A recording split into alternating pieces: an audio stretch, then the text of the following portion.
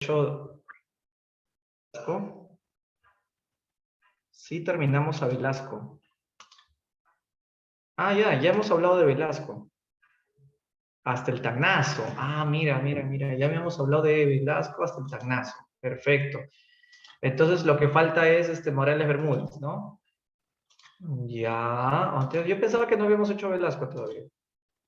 Ya, entonces vimos de Velasco cuando le hace el golpe a Belaúnde, eso vimos, que luego se convierte en un dictador. Belaúnde fue llevado a la Argentina, necesitaba hacer la reforma agraria, saca el cuadro de Pizarro y pone a Tupac Amaru, su plan Inca, el papel de los militares del CAEM, su acercamiento a Fidel y a la URSS, correcto. Cuando estatizó el petróleo y creó Petroperú, sí les hablé de él, ¿no? Kuczynski, que pagó la indemnización, las CAPS y las SAIS, cuando hizo la reforma agraria, cuando también creó el SINAMOS, que es el Sistema Nacional de Movilización Social, la reforma económica, cuando empezó a industrializar automóviles y refrigeradoras, la reforma educativa, el quechua y el uniforme único escolar, expropió la televisión, la prensa, votó a Carlos Santana del país, soportó una operación, quedó cojo. ¿Qué más? Huelga de policías, la represión brutal y el tacnazo. Aquí me quedé, ¿me dices? En el golpe de Morales Bermúdez. No hablé nada de Morales Bermúdez entonces. Cuando se despide, luego se muere y entra Bermúdez. Ya. Vamos a hablar entonces de Bermúdez y luego hacemos las claves.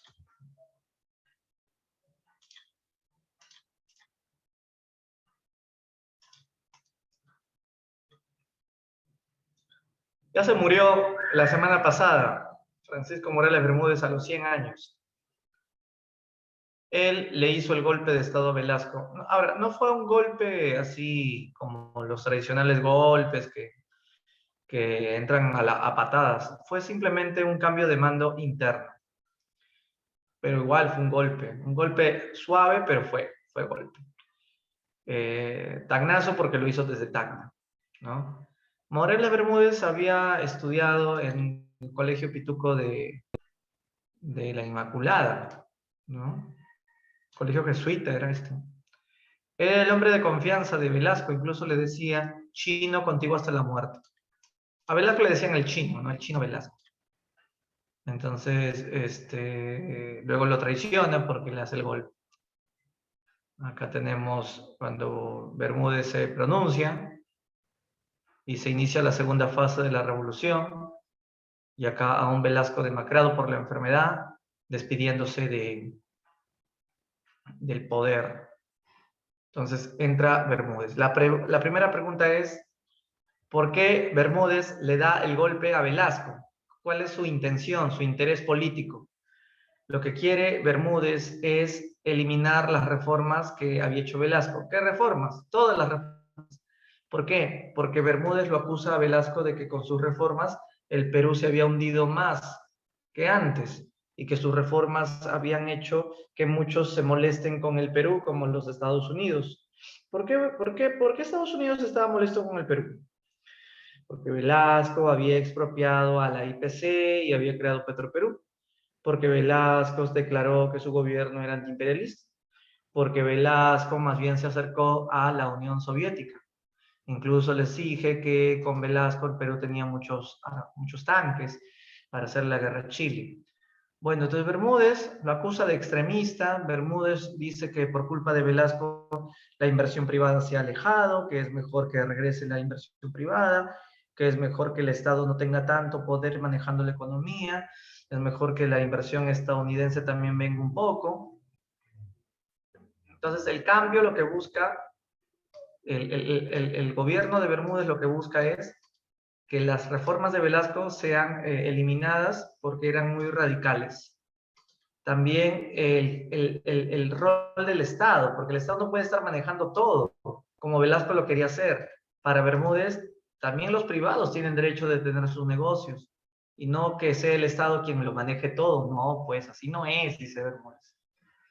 También Bermúdez va a tener como misión ver cuántos años va a gobernar, porque la democracia no se veía desde hace 7 años, desde que Velasco del golpe.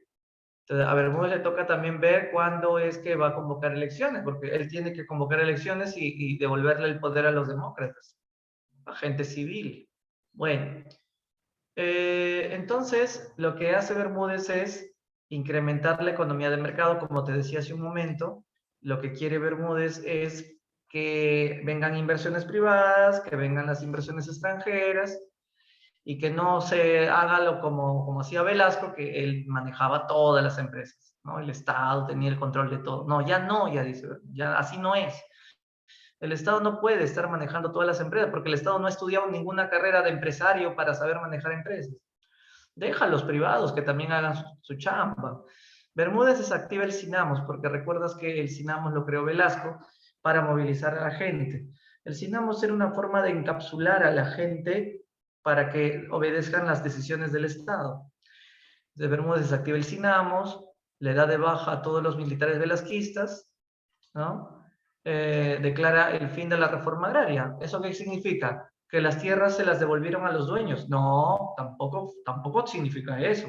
Simplemente las tierras al campesino se las parcelan para que cada campesino tenga su pedazo. Y el campesino al final terminó vendiendo sus tierras, las vendió a empresarios, ¿no? El consorcio Gloria, donde hicieron sus fábricas, las empresas estas. Y el pueblo siguió pobre, pues, ¿no? Entonces, con eso se eliminó la reforma agraria. También el quechua, ¿no? Porque el quechua, nadie quiere hablar quechua, ¿no? Velasco muy indigenista, ¿cómo se va a poner a hablar quechua, ¿no? Que todo el mundo quiere aprender inglés, que hay que progresar, ¿no? El castellano que regrese como idioma oficial. Ya, Bermúdez toma distancia con la izquierda, pues, ¿no? Porque lo acusaba a Velasco que era izquierdista. Bueno, Velasco era izquierdista, pero no es comunista, era un nacionalismo izquierdista en todo caso. Entonces toma distancia con el Partido Comunista y con la CGTP, ¿no? A Bermúdez no le gustaba el comunismo. Velasco los toleraba, pero tampoco le gustaba. Pero en cambio Bermúdez los va a corretear, los va a perseguir. Bueno, tuvo ministros, hombres de Bermúdez, ¿no? Y cuando crea el plan Tupac Amaru, tú dirás, pero no era el plan Inca. Ojo, el plan Inca era de Velasco, donde ahí Velasco escribió todas las reformas que planeaba hacer, pero el de Bermúdez se llamó plan Tupac Amaru, y en este plan lo que se busca es escribir cuáles van a ser esas contrarreformas. A ver, nuevamente, ¿qué son las contrarreformas? Son las reformas a las reformas. Son las reformas que hizo Bermúdez a las reformas que hizo Velasco. Como por ejemplo, ya les dije, pues no, desactivar el Sinamos, poner fin a la reforma agraria, decretar que el castellano vuelva a ser el idioma oficial y ya no el quechua, que venga la inversión privada, que el Estado ya no tenga el control de las empresas. Entonces está haciéndole reformas a esas reformas, por eso se llama la contrarreforma. Eso lo escribió en el Plan Tupac Amaru. De pasadita, el Plan Tupac Amaru tenía que decir cómo iba a ser el retorno a la democracia, porque los peruanos no sabíamos si con Bermúdez seguiríamos teniendo 7 años más de dictadura y luego vendría el hijo de Bermúdez a ser presidente. Y, o sea, ¿cuántos años más va a durar esta dictadura, carambas? ¿Cuándo vamos a tener elecciones? Entonces, Bermúdez va a tener que ponerse las pilas, ¿no? Y devolverle al país la democracia.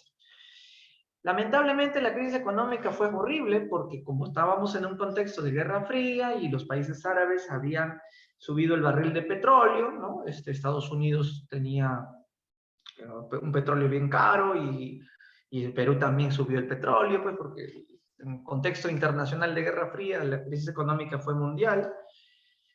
Y entonces acá los peruanos que no tienen trabajo no perdonan, pues salen a las calles, hacen sus huelgas, sus paros, ¿no? Y esto tuvo como consecuencia el gran paro del 77, ¿no? Uno de los más grandes de la historia peruana, pues todo el país paralizó. Ahí estaba la CGTP, la gente de la izquierda, incluso los apristas también, ¿no? Y la clásica era pues de Bermúdez sacaba la policía, el ejército en todo caso, y los refregaba, el gran paro del 77 y le hizo mover el suelo al presidente. Bien, la huelga estaba prohibida. Bermúdez había declarado que la huelga estaba prohibida. La gente solo que vaya a trabajar, carambas, ¿no? Entonces, pero la gente tiene hambre. Pues, ¿no? Acá, por ejemplo, te voy a leer para que entiendan cómo era la crisis. ¿Ah?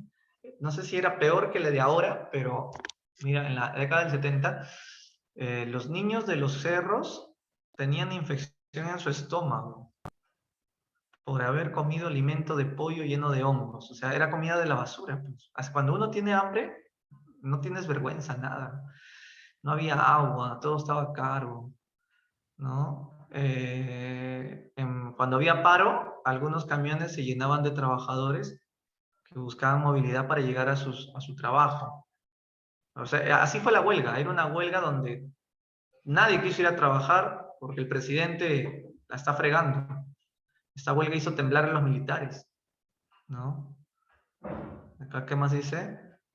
El gobierno ordenó que los bestias de uniforme le metan palos de caucho.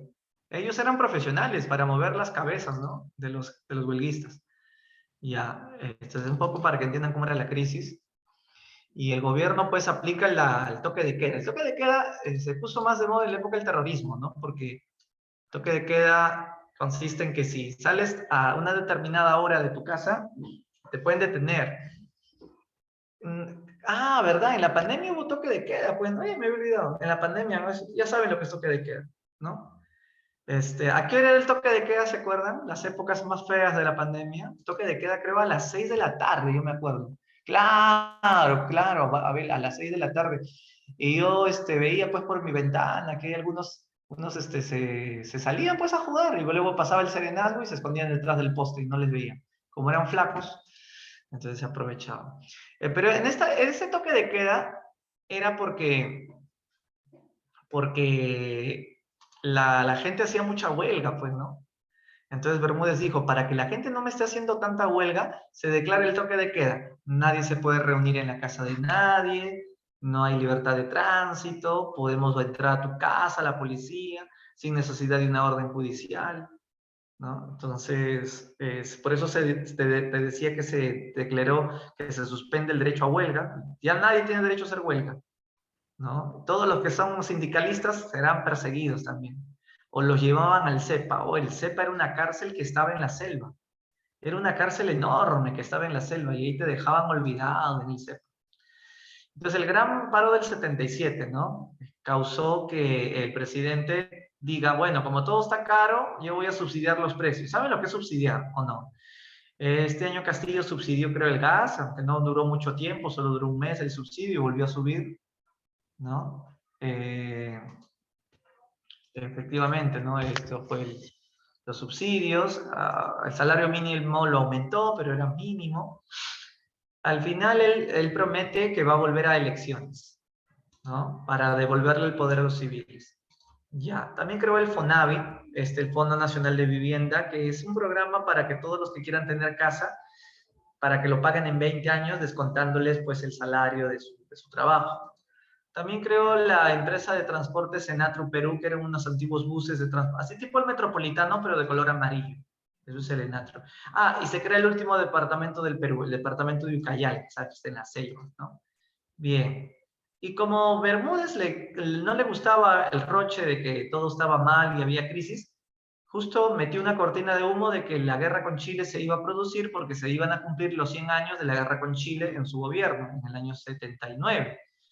Y entonces está el rumor de que va a haber guerra con Chile otra vez, y todo eso por los 100 años. Pero no hubo nada. Lo que sí hubo fue, fusilaron a este traidor a la patria. El último peruano que fue fusilado por traición a la patria fue Julio Vargas Garayar. Lo que pasa es que le vendió información de nuestro armamento a los chilenos. Le vendió información de nuestro armamento a los chilenos y por eso el gobierno lo fusila. Ahora ya no sé, ahora ya la pena de muerte no existe, excepto por terrorismo y traición a la patria, ¿no? Fue un traidor a la patria. No sé si te acuerdas que también lo iban a fusilar a Montesinos. Te conté la de Montesinos. ¿Qué había hecho Montesinos en el gobierno de Velasco? Vladimiro Montesinos le había vendido información de nuestro armamento ¿a quiénes? A los Estados Unidos. A los Estados Unidos. Velasco ordenó que lo maten a Montesinos, pero justo a Velasco lo saca Bermúdez y Montesinos fue perdonado, Montesinos casi lo pusieron, ¿no? Lo perdonaron, pero eso sí, le dieron de baja y Montesinos postuló a San Marcos, ¿no? ¿Y qué creen? Él sí ingresó. No, no, perdón, tú también vas a ingresar. No, no, él ingresó, pues es que en esa época se ingresaba fácil a San Marcos. Él ingresó a Derecho, y terminó defendiendo narcotraficantes. Bien. Velasco murió, como eso ya te conté, y se dio una protesta de escolares por el tema de la nota 12. El presidente Bermúdez anunció que si tú sacas nota 12, apruebas de año, y si sacas nota 11, desapruebas el año. Entonces los escolares salieron a protestar porque no es posible de que nos quieran poner nota 12 como mínimo aprobatoria, que yo siempre saco 11 para aprobar el año. Entonces los escolares salieron a protestar pidiendo que se restablezca la nota 11 como mínimo aprobatoria. El presidente sacó al ejército y mataron a un escolar que es el héroe de la nota 12, ¿no? En defensa de la nota 11, ¿no? Entonces, a otro le sacaron un ojo, ¿no? Cosas que pasaban en la dictadura. Bien, tanta cosa, el presidente dijo, vamos a convocar a una asamblea constituyente. Entonces, en la asamblea constituyente, lo que se va a preparar es la redacción de una nueva ¿qué? Pregunta, cuando hay una asamblea constituyente, ¿qué es lo que se va a hacer? ¿Se va a preparar una nueva ¿qué?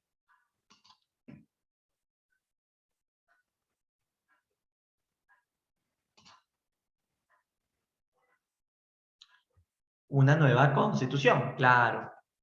Y esto es una buena señal, ¿no? Porque Bermúdez estaba anunciando que va a haber una nueva constitución. Y si va a haber una nueva constitución, ¿por qué es una buena señal? Porque las constituciones se hacen en gobiernos demócratas. Es una señal de que puede que se convoque elecciones rápidamente. Y entonces, en el plan Tupac Amaru que había hecho Bermúdez, se anunció que regresaría a la democracia con una nueva constitución. La Asamblea Constituyente estuvo conformado por muchos apristas. El más votado para ser presidente de la Asamblea Constituyente fue Haya de la Torre. Él fue el más votado. Así que Haya de la Torre es el que dirige la Asamblea Constituyente. Pero también habían otros partidos que integraban esta asamblea. El partido que más bien no quiso participar de la Asamblea Constituyente fue Acción Popular. Acción Popular de Fernando Belaúnde no quiso participar. La pregunta es ¿por qué? Porque él reclamaba elecciones. Él no quería perder el tiempo que constituciones. No, yo quiero elecciones inmediatas. Por eso decidió no participar. Pero todos los demás partidos sí participaron. Por ejemplo, Acción Popular, perdón, Acción Popular no participó, pero sí participaron, por ejemplo, grupos de izquierda. Pero quien no participó fue Patria Roja, tampoco participó el Partido Comunista Sendero Luminoso, que ya había nacido, pero todavía no empezaba a hacer atentados terroristas, todavía no. Por ejemplo, acá tenemos a un Haya de la Torre, yendo a la Asamblea Constituyente a seguir redactando la Constitución. Pero Haya de la Torre ya estaba viejo, ya tenía 84 años. Dentro de poco se le agravaría su enfermedad. Estos son miembros de la Constituyente. Miren, ¿quién es el que está acá en el centro? ¿Lo conoces o no lo conoces? ¿Quién es él? A ver, ¿lo sacas o no lo sacas? Claro, pues él es Alan, a sus 28 años. También integró la Asamblea Constituyente. Pelucón era Alan en esa época. Y el que está a su lado, ¿quién es? Su maestro, pues, su guía, Haya de la Torre, el presidente de la Constituyente, Haya de la Torre. Y este que está con la mano hacia arriba, él es un izquierdista. ¿Y por qué? Porque también integraba la Asamblea Constituyente. En serio, gente de izquierda había llegado a ser elegida para miembros de la Constituyente. Y se incomoda Alan cuando ve que alza el puño, ¿no? En señal de ser comunista.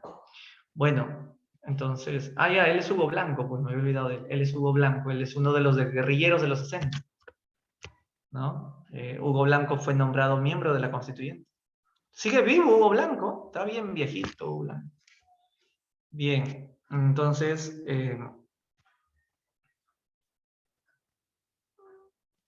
la Constitución fue creación del APRA y del Partido Popular Cristiano, porque ellos tenían mayoría en la Constituyente.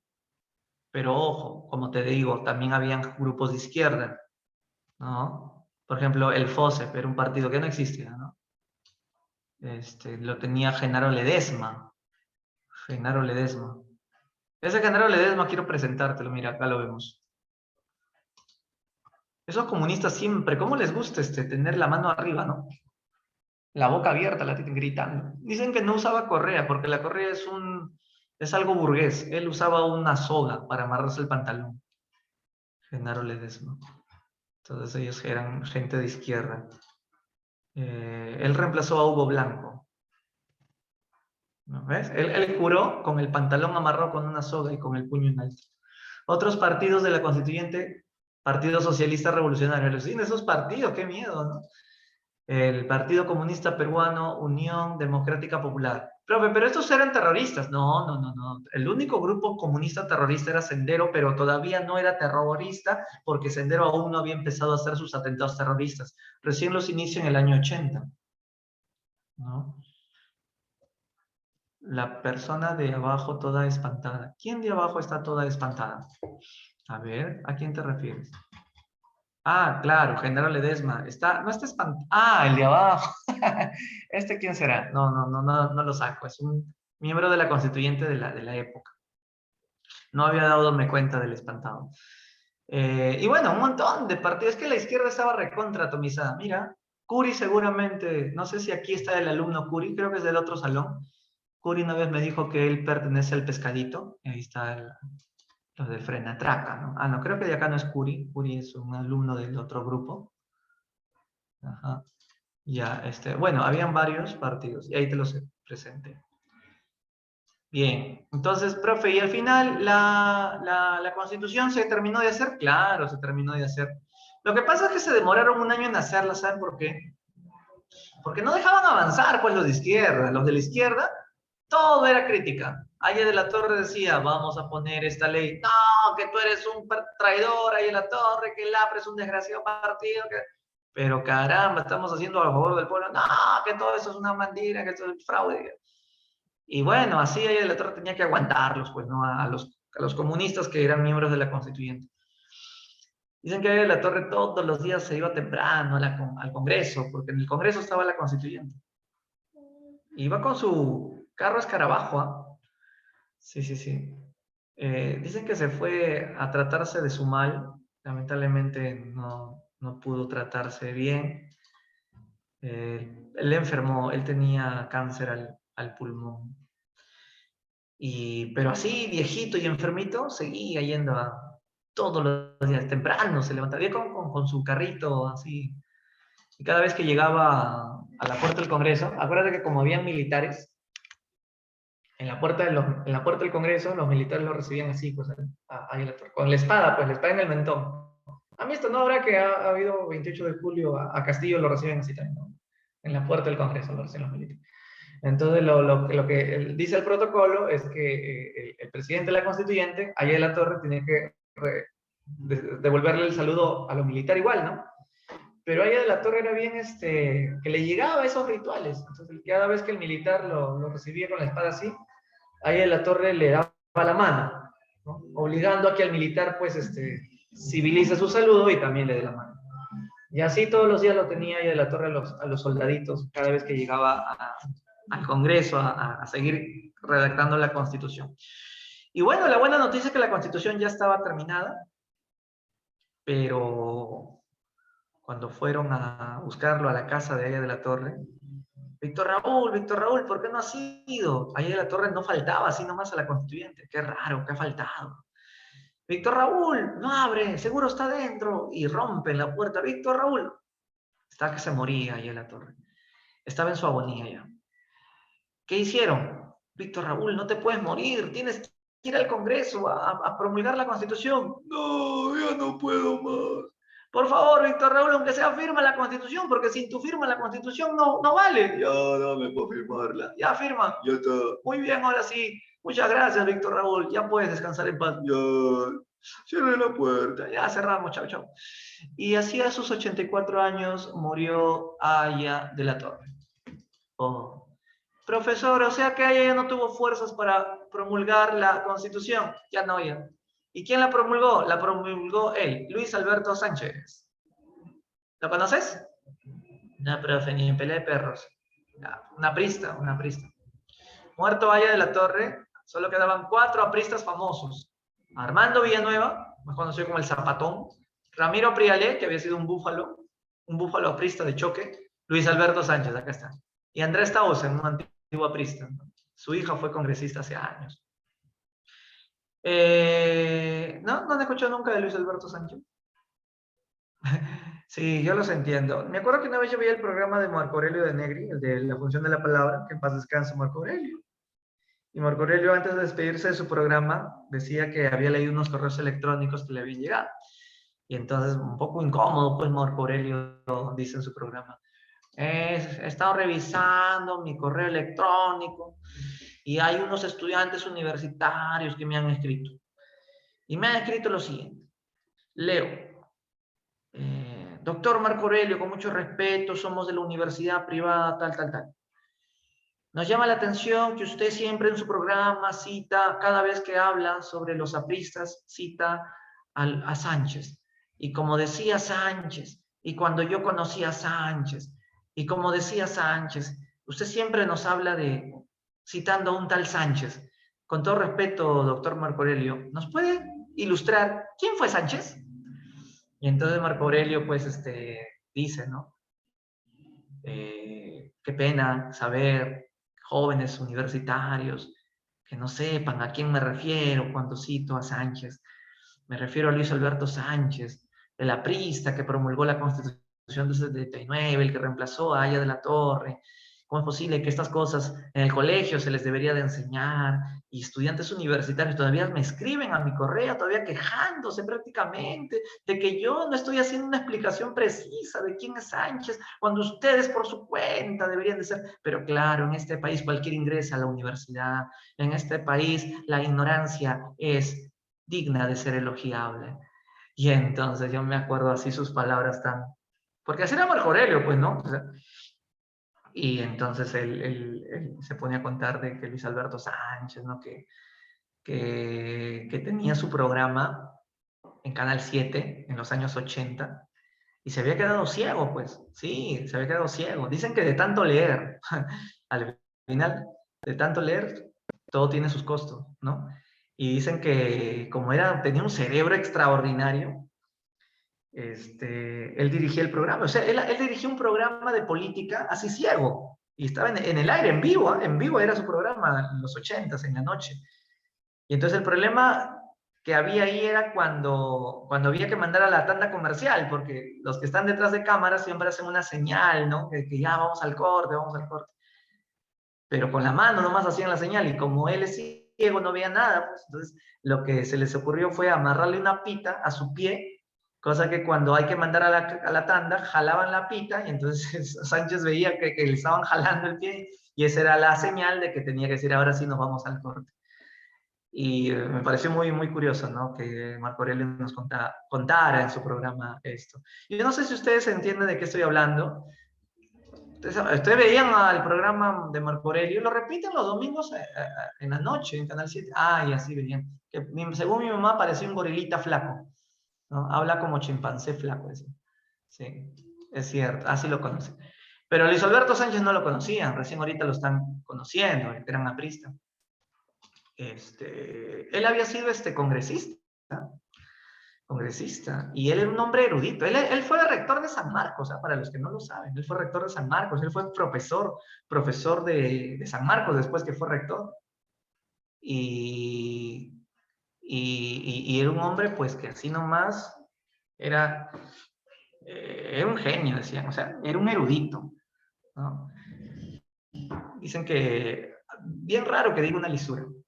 Cuando él era congresista, sí se puso a decir él sí dijo una lisura, pero tú sabes que hasta para insultar uno tiene que tener arte y estilo, pues, ¿no? Porque hay insultos que se ven así muy, ¿cómo se dice? Muy vulgar, ¿no? Pero si tú sabes insultar con arte, quedas bien, pues, ¿no? Eso le pasó un día a Luis Alberto. Esto que te voy a contar me lo contó un profesor, que prefiero no revelar su nombre, de San Marcos, cuando yo era su alumno, y nos decía, pues, que él conoció, pues, a Luis Alberto Sánchez, mi profesor. O sea, mi profesor fue alumno de Luis Alberto Sánchez en San Marcos. Y entonces él nos dice, no, fue un profesor brillante, decía, que enseñaba el curso de América. No es Espinosa. Espinosa es especialista en incas. Estoy hablando de un sociólogo que también enseñaba en la Católica, ya se jubiló ya. El año pasado dejó de enseñar. Normal, si quieren investigar, se llama Sinesio López. No tengo por qué ocultarlo, es un extraordinario maestro. Tuve la suerte de que él me enseñe. Sinesio López ha sido incluso director de la Biblioteca Nacional, ha sido ministro de Educación en el gobierno de Toledo. ¿Sí? Y chequenlo en YouTube, tiene sus conferencias muy, muy interesantes, ¿no? Un viejito. Él era militante de izquierda, bueno, como todo sanmarquino, y bueno, su profesor era Luis Alberto Sánchez, y él nos cuenta, ¿no? De que cuando Sánchez era congresista, aprista, porque él era aprista, obviamente, un día estaba haciendo su discurso, pues, y tú sabes que los del Congreso también hay sus enemigos, estaban los de la Unión Revolucionaria, y entonces él estaba hablando, haciéndole, ¿no? Y le interrumpían, ¿no? Un congresista le interrumpía y le decía, calla, cachudo. Y Luis Alberto Sánchez lo miraba nomás, ¿no? Y él ni se incomoda, seguía hablando. Y después de 5 minutos otra vez, calla, cornudo. Y Luis Alberto Sánchez, bueno, lo miraba nomás, lo miraba. Y él seguía hablando. Y a los 5 minutos otra vez, calla, recontracachudo. Entonces Luis Alberto Sánchez hace una pausa y lo mira, pues, y le dice, mire, señor congresista, yo me divorcio de mi mujer y dejo de ser cachudo. En cambio usted nunca va a dejar de ser un hijo de puta. Y la gente, pues, ¿no? O sea, claro, es que hasta para insultar tienes que tener estilo, pues. O sea, él te lanzaba la lisura en el momento preciso, en el momento oportuno, ¿no? Y ganaba, pues, finalmente, ¿no? Y lo dejaba mal parado. Bueno, un poco para que conozcan a Luis Alberto Sánchez, el que hizo que la Constitución del 79 entre en vigencia. Y vamos a conocer entonces la Constitución, que no es la actual, obviamente, la actual es la de Fujimori, ¿verdad? Por ejemplo, tenemos la novedad de esta Constitución es que considera en el artículo número 1 que la persona humana es el fin supremo de la sociedad y el Estado. Esto es muy interesante. Si ustedes tienen en su mano esa Constitución, que creo que no la van a tener nunca porque esta ya no circula, sino la actual.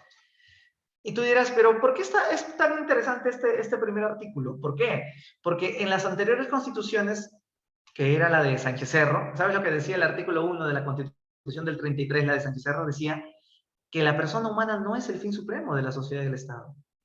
El Estado es el fin supremo y las personas se subordinan al Estado. O sea, era al revés, pues, ¿no? O sea, no le daba ninguna libertad a las personas, sino que es el Estado y las Fuerzas Armadas el fin supremo, a los cuales nosotros tenemos que subordinarnos a sus órdenes. Entonces, lo que hace esta Constitución es cambiarlo todo, ¿no? Es la persona humana el fin supremo de la sociedad y del Estado. También establecía que la mayoría de edad es a los 18 años y que el voto de los analfabetos por fin se establece. Profe, ¿el derecho de que voten los analfabetos lo dio el APRA? Sí. ¿Desde cuándo los analfabetos no votaban? ¿Te acuerdas? Los analfabetos no votaban desde el presidente que prohibió el voto de los analfabetos. ¿Y ese quién fue?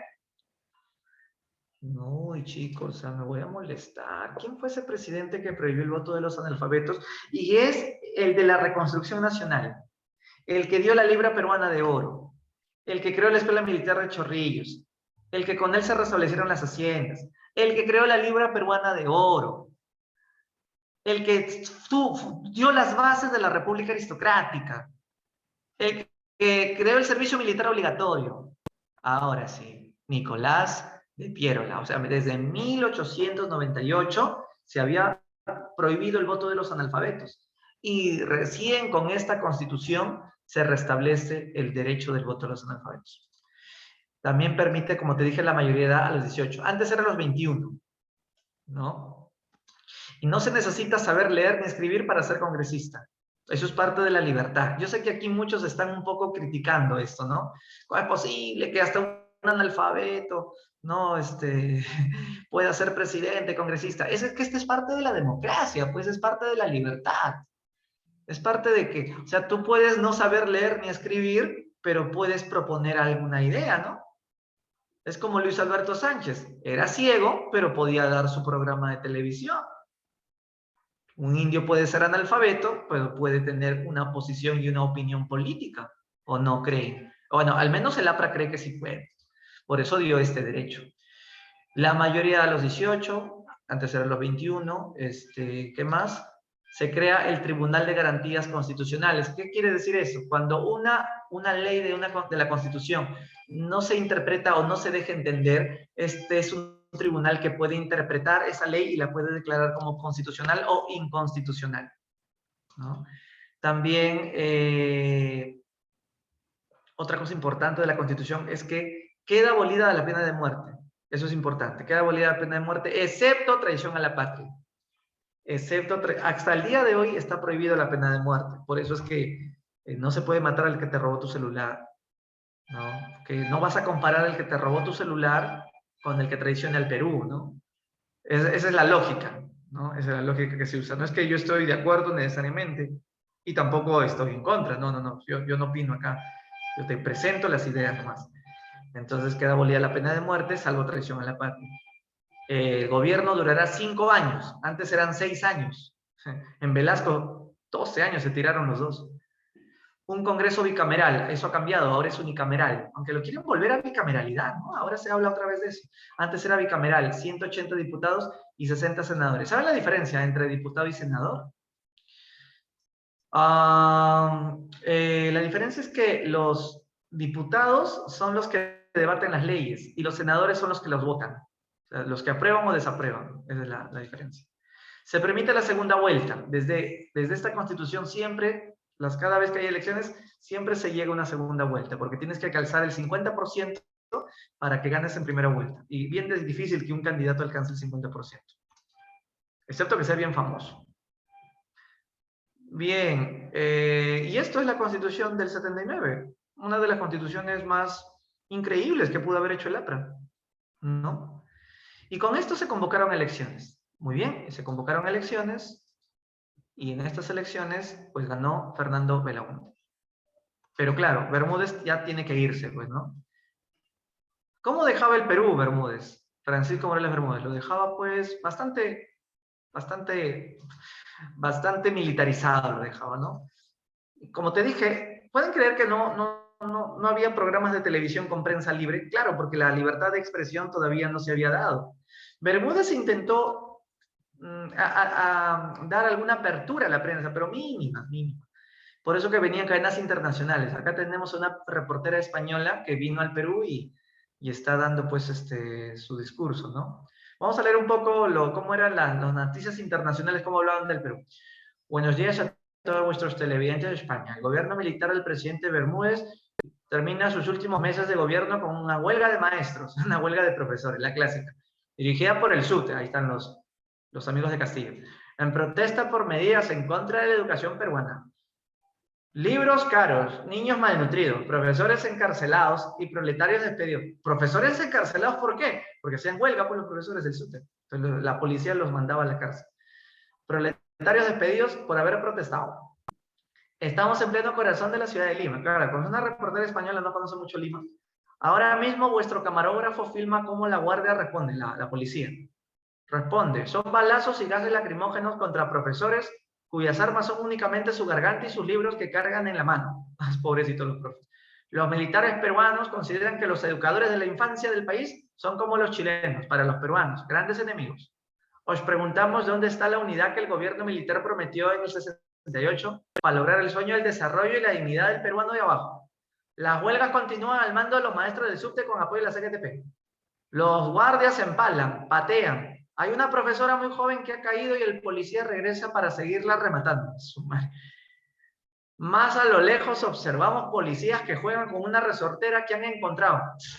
mientras otro subido en la tanqueta apunta pues para ver quién será su blanco. Pues estos policías jugaban a ver a quién le meten ¿no? la resortera. Pareciera que necesitara un profesor muerto para sentirse orgulloso de servir a la patria.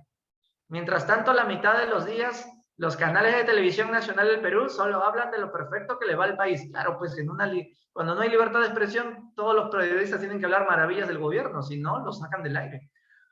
¿No? Que el gobierno es respetuoso de los derechos humanos, que el gobierno está orgulloso de contar con la benemérita Guardia Civil, pero vale, coño, la verdad es otra. Entre el cruce de las calles que aquí llaman La Colmena con Camaná, se ven los primeros detenidos. Muchos de ellos son escolares junto a vuestros maestros.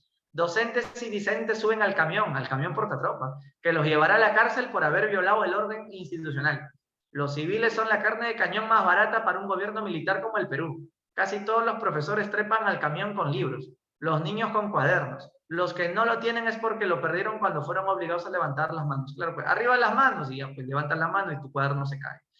Vale, lo irónico de todo esto es que el presidente peruano Bermúdez en televisión dijo días atrás, los maestros benditos sean. Pero no manches, en este país la realidad es otra. El gobierno necesitaba darle al pueblo pan y circo como la embrutecida plebe romana. Y claro, cuando se habla de plebe, de pan y circo, se refiere al fútbol. Bueno, ya vamos a cortar ahí.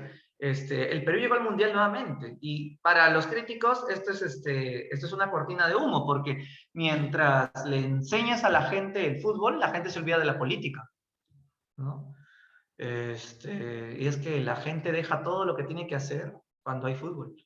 Y el Perú llegó al Mundial de Argentina 78 en pleno gobierno de Bermúdez.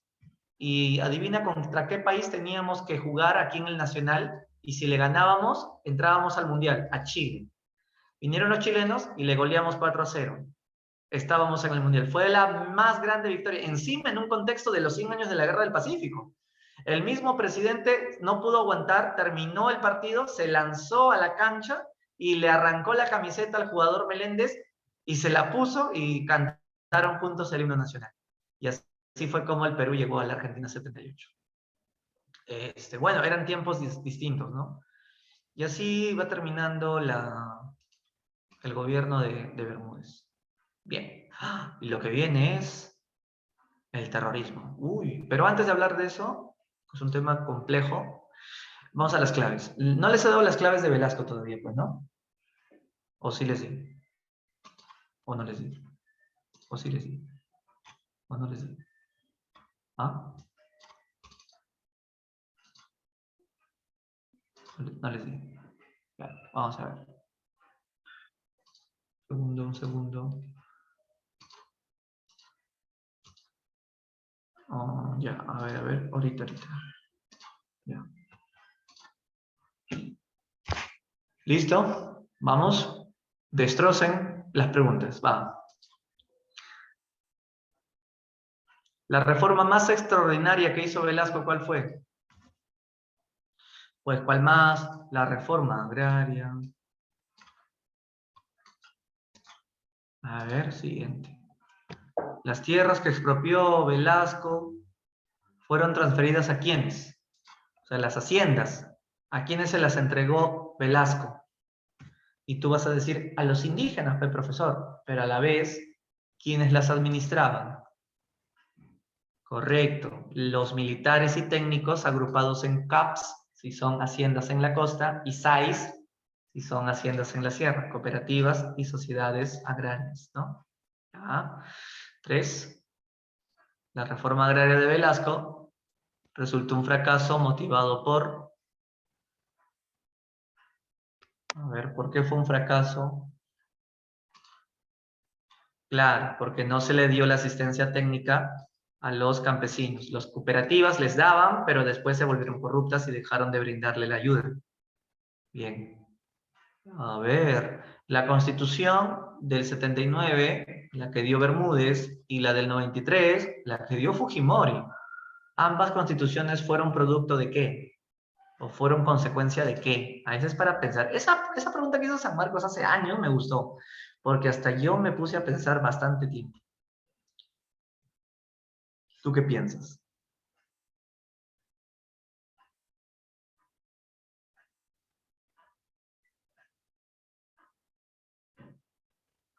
Violencia política armada. Si tú dices la A, estás hablando de que ya existía Sendero, Sayuri, y Sendero no existía todavía en Velasco. Recién Sendero empieza sus atentados en los 80. Violencia política armada. Pero es que Fujimori no era un militar como Velasco. Entonces sería, claro, Jonathan, correcto, la B. Ambas constituciones son producto de un golpe de Estado. ¿Por qué? Porque la constitución del 79 fue producto de ¿qué? Del golpe de Velasco. Y la del 93 fue consecuencia de que Fujimori cerró el Congreso, o sea, hizo un golpe de Estado al Congreso. Y de ahí, para pasar piola con Estados Unidos, decidió dar la nueva constitución. Bien, la reforma agraria de Velasco estableció como prioridad para la reactivación agropecuaria, ¿qué cosa? Escúchame, Sayuri, pero no te está diciendo cómo ganó la presidencia Velasco, sino te está diciendo de que Fujimori decidió dar esa constitución porque un año antes había cerrado el Congreso, y cerrar el Congreso significa hacer un golpe. Un golpe de Estado no necesariamente es cuando llegas a la presidencia. Él ganó por elecciones, pero al cerrar el Congreso estás haciendo lo que se llamó el autogolpe, disolver, ¿no? Claro, el Congreso, por eso ambas son productos de un golpe, ¿no? Solo que en el caso de Fuji fue al Congreso. A ver, ¿cuál es esta? La reforma de Velasco estableció como prioridad para reactivar la agricultura la que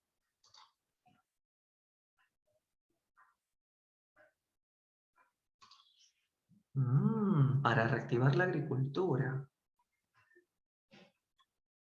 Acuérdate nuevamente de los militares que van a ayudarle a los indígenas a asesorarlos, a darles maquinarias, que con el tiempo terminó siendo corrupción. Entonces aquí sería, sí, claro, la C, creación de empresas asociativas. O sea, es lo que conocemos como las cooperativas, CAPS en la costa o sociedades agrarias de interés social o SAIS en la sierra. Velasco hizo la reforma agraria y política de desarrollo económico se asentaba en qué? O sea, la reforma agraria tenía una política de desarrollo económico. Ese desarrollo económico se asentaba o se fundamentaba en qué?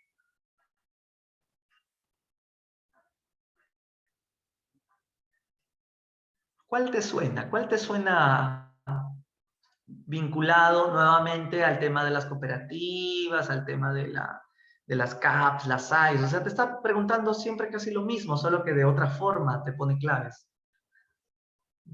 ¿no? Entonces se fundamenta en que estos militares de las CAPs son los que están ayudando al campesinado a producir, claro, empresas asociativas, asociativas en este caso los militares de las CAPs con los campesinos, ¿no? Que son los dueños de la hacienda ahora. Bien. Durante el gobierno de Velasco, que fue una dictadura, durante Velasco se realizaron acciones políticas que modificaron la sociedad y la economía del país. Estas reformas, ¿por qué estuvieron motivadas? ¿Qué motiva a Velasco a decidir hacer tantas reformas muy radicales incluso? A ver, ¿qué clave dirías que motivó a Velasco a hacer su gobierno tan extremo?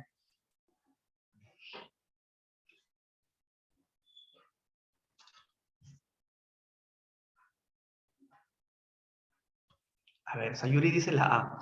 El fracaso del modelo económico de industrialización. El problema es que la industria no existía, Sayuri. Recién Velasco intentó hacer una industria cuando ya era presidente. Lo que te está diciendo es qué es lo que motivó a tomar el poder. O sea, ¿qué es la cólera? ¿Solo por el tema de la industria que no había? Era más que eso, ¿no? Claro, la E, porque acá te habla ya de todo. La gran desigualdad que había en el país se veía en el caso del campesinado, la dependencia económica se veía en el caso del petróleo en manos de Estados Unidos, ¿no? Entonces, ese sería lo que lo motiva. Siguiente. El golpe de Velasco instauró, a ver, el golpe de Velasco tuvo, a ver, tuvo dos fases. En la fase de Velasco, en la primera fase, se procuró quebrar el viejo orden oligárquico, claro, fregar a los ricos. Para ello, tres de las principales medidas de su gobierno fue, a ver, tres medidas famosas que hizo Velasco. Fue, tal vez las más importantes que resume su gobierno.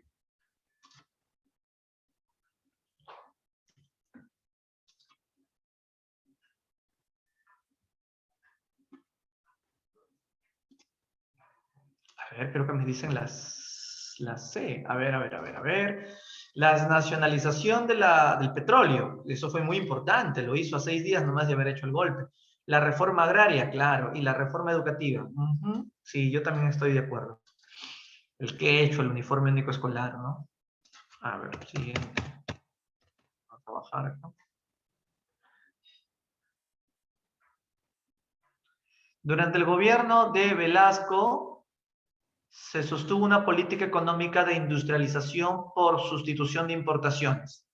Claro, la idea de hacer nuestras propias industrias, sea automóviles, refrigeradoras, cocinas. Contraria a la economía liberal, ¿no? Que nos pide que nosotros le compremos al japonés, al coreano sus tecnologías. Velasco es contrario a esa idea liberal. En general, el Estado tuvo una fuerte intervención en la economía nacional. El Estado maneja las empresas, que son del Estado. Por eso dice, tiene una fuerte intervención en la economía nacional y en el comercio exterior. O sea, en el comercio exterior en el sentido de que Velasco no se deja dominar por el imperialismo. Sabe negociar bien, con pantalones bien puestos. De acuerdo con ello, de acuerdo con ello, señale qué medida económica adoptó el gobierno revolucionario para promover la industrialización por sustitución de importaciones. Lo repito, ¿qué medida económica adoptó Velasco para promover la industrialización?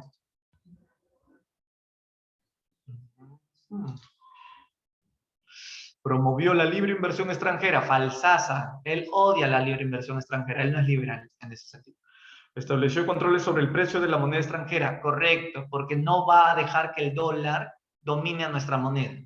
Por eso, si los dólares quieren entrar al Perú, vamos a ponerle controles muy estrictos para que aquí predomine nuestra moneda y no una moneda extranjera.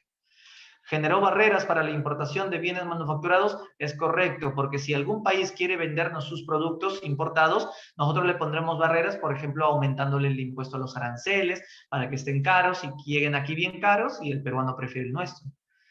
¿Otorgó ventajas arancelarias a la importación de bienes? No.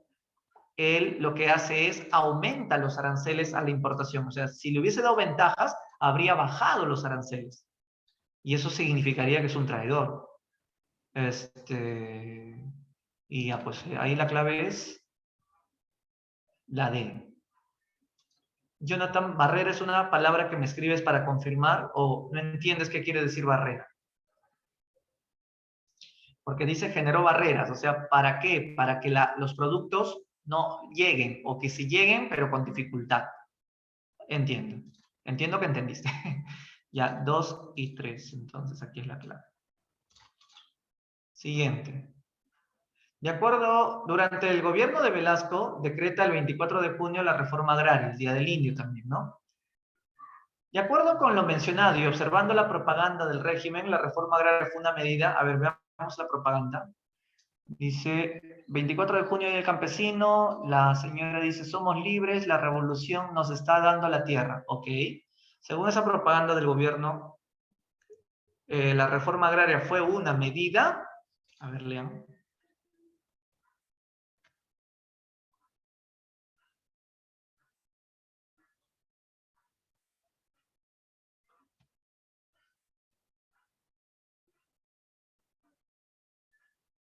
Relativamente está fácil esta pregunta.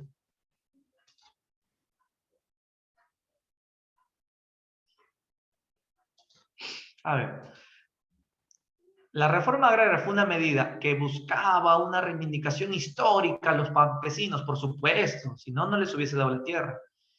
La reforma agraria fue una medida económica dirigida a otorgar parcelas individuales de tierra a los campesinos. ¿Parcelas? Él nunca parceló la tierra, él entregaba toda la hacienda a todos al mismo tiempo. Por eso las cooperativas tenían que manejar toda esa enorme ex hacienda. La reforma agraria es una medida revolucionaria que desmantelaba al gamonal y al oligarca. Claro, acababan con las haciendas. La reforma olvidaba las reivindicaciones indígenas. Falso, no las olvida. Porque por eso da la reforma 1 y 3 entonces, claro. De manera colectiva, claro, era de manera colectiva esa entrega. La parcelaron con Bermúdez recién, la tierra recién fue parcelada con Bermúdez y ahí ya se malogró todo porque cada indígena vendía su lote al mejor empresario y o sea, la plata se la gastó y y la pobreza se mantenía. Siguiente. A fines de los 70, la crisis económica y también la oposición a Velasco, el grado de oposición al gobierno de Bermúdez se agravó. Esta es una pregunta de Bermúdez. Para salir de la crisis, Bermúdez buscó una solución política para transferir el poder a los civiles. Claro, el retorno a la democracia, ¿no? Con el Plan Tupac Amaru. Convocando a todas las fuerzas políticas para acordar un nuevo pacto social de cara al retorno a la democracia. Uy, qué fácil. Están fresquitos con esa información que hace un momento hablábamos. Para lograr ello, los militares... A ver qué dicen los demás. ¿Qué hizo Bermúdez para lograr el objetivo? Han venido 25 al aula. 23. Ya, entonces quiero ver 23 claves. 23 claves. Ya, está bien. No quieren. Pues ya solamente 4 o 5. Los que les gusta colaborar conmigo. Está bien. Siempre hay 4 o 5 que siempre les gusta poner la clave. Los demás solo miran. Estoy molesto con los que no participan en mi clase. Y a la última. Dice. Facilito, pues. Ya, quien no sepa esta, está grave. Velasco, la empresa norteamericana International Petroleum Company pasó a convertirse en... ¿Cómo vas a creer, pues, Jonathan? Tienes que decir, convencido estoy, profesor, no es que creo. Porque si crees, dudas. Y si dudas, es porque has estudiado poco. ¿Cómo se llamó la nueva empresa peruana que fue consecuencia de la estatización del petróleo de la IPC? Se llamó Petróleos del Perú o Petroperú. Claro, tú lo has dicho. Tú lo has dicho. Uy, estoy checando el simulacro. Se acabaron las preguntas de la práctica. A continuación, ¿qué quieren que les enseñe ahora? ¿El presidente Belaúnde que les sucedió a Bermúdez o quieren que les hable del terrorismo de Sendero? Elijan. ¿Belaúnde o historia del terrorismo? Jonathan quiere Sendero. Sí, ya sé, los dos, pero ¿qué cosa quieren primero? ¿Arranco con Belaúnde o con terrorismo? Terrorismo quieren. ¿Cómo les gusta el terrorismo? ¿Y por qué quieren que les enseñe terrorismo? Y en el colegio no les enseñaron, a ver, a quienes nunca les enseñaron terrorismo en el colegio? Y por eso están sedientos de conocer qué pasó en esos 20 años de violencia. A Jonathan no le enseñaron, a Ricardo tampoco, a Saraí porque sé muy poco, a Zaida tampoco, a Sofía menos, a Gina tampoco le enseñaron, a Sayuri nunca me enseñaron nada. Sayuri está todo extremista hoy día. Pero sí sé, Sayuri sabe por su cuenta, eso es bueno. Oliver no hace nada. Mi papá me contaba, ajá, tu papá profesor, chévere. Mi profe era fujimorista. Ok. Eso es lo malo de los profes, ¿no? Los profes no tienen que tener posición política, porque si no, ¿dónde está la objetividad de una clase? Ya, está bien, ganaron. Vamos a hablar de terrorismo. Les voy a compartir el tema del terrorismo. Ya. A ver, lean estas partes para que entiendan el tema de cómo se debería de llamar. Violencia, guerra interna. A ver, 10 segundos.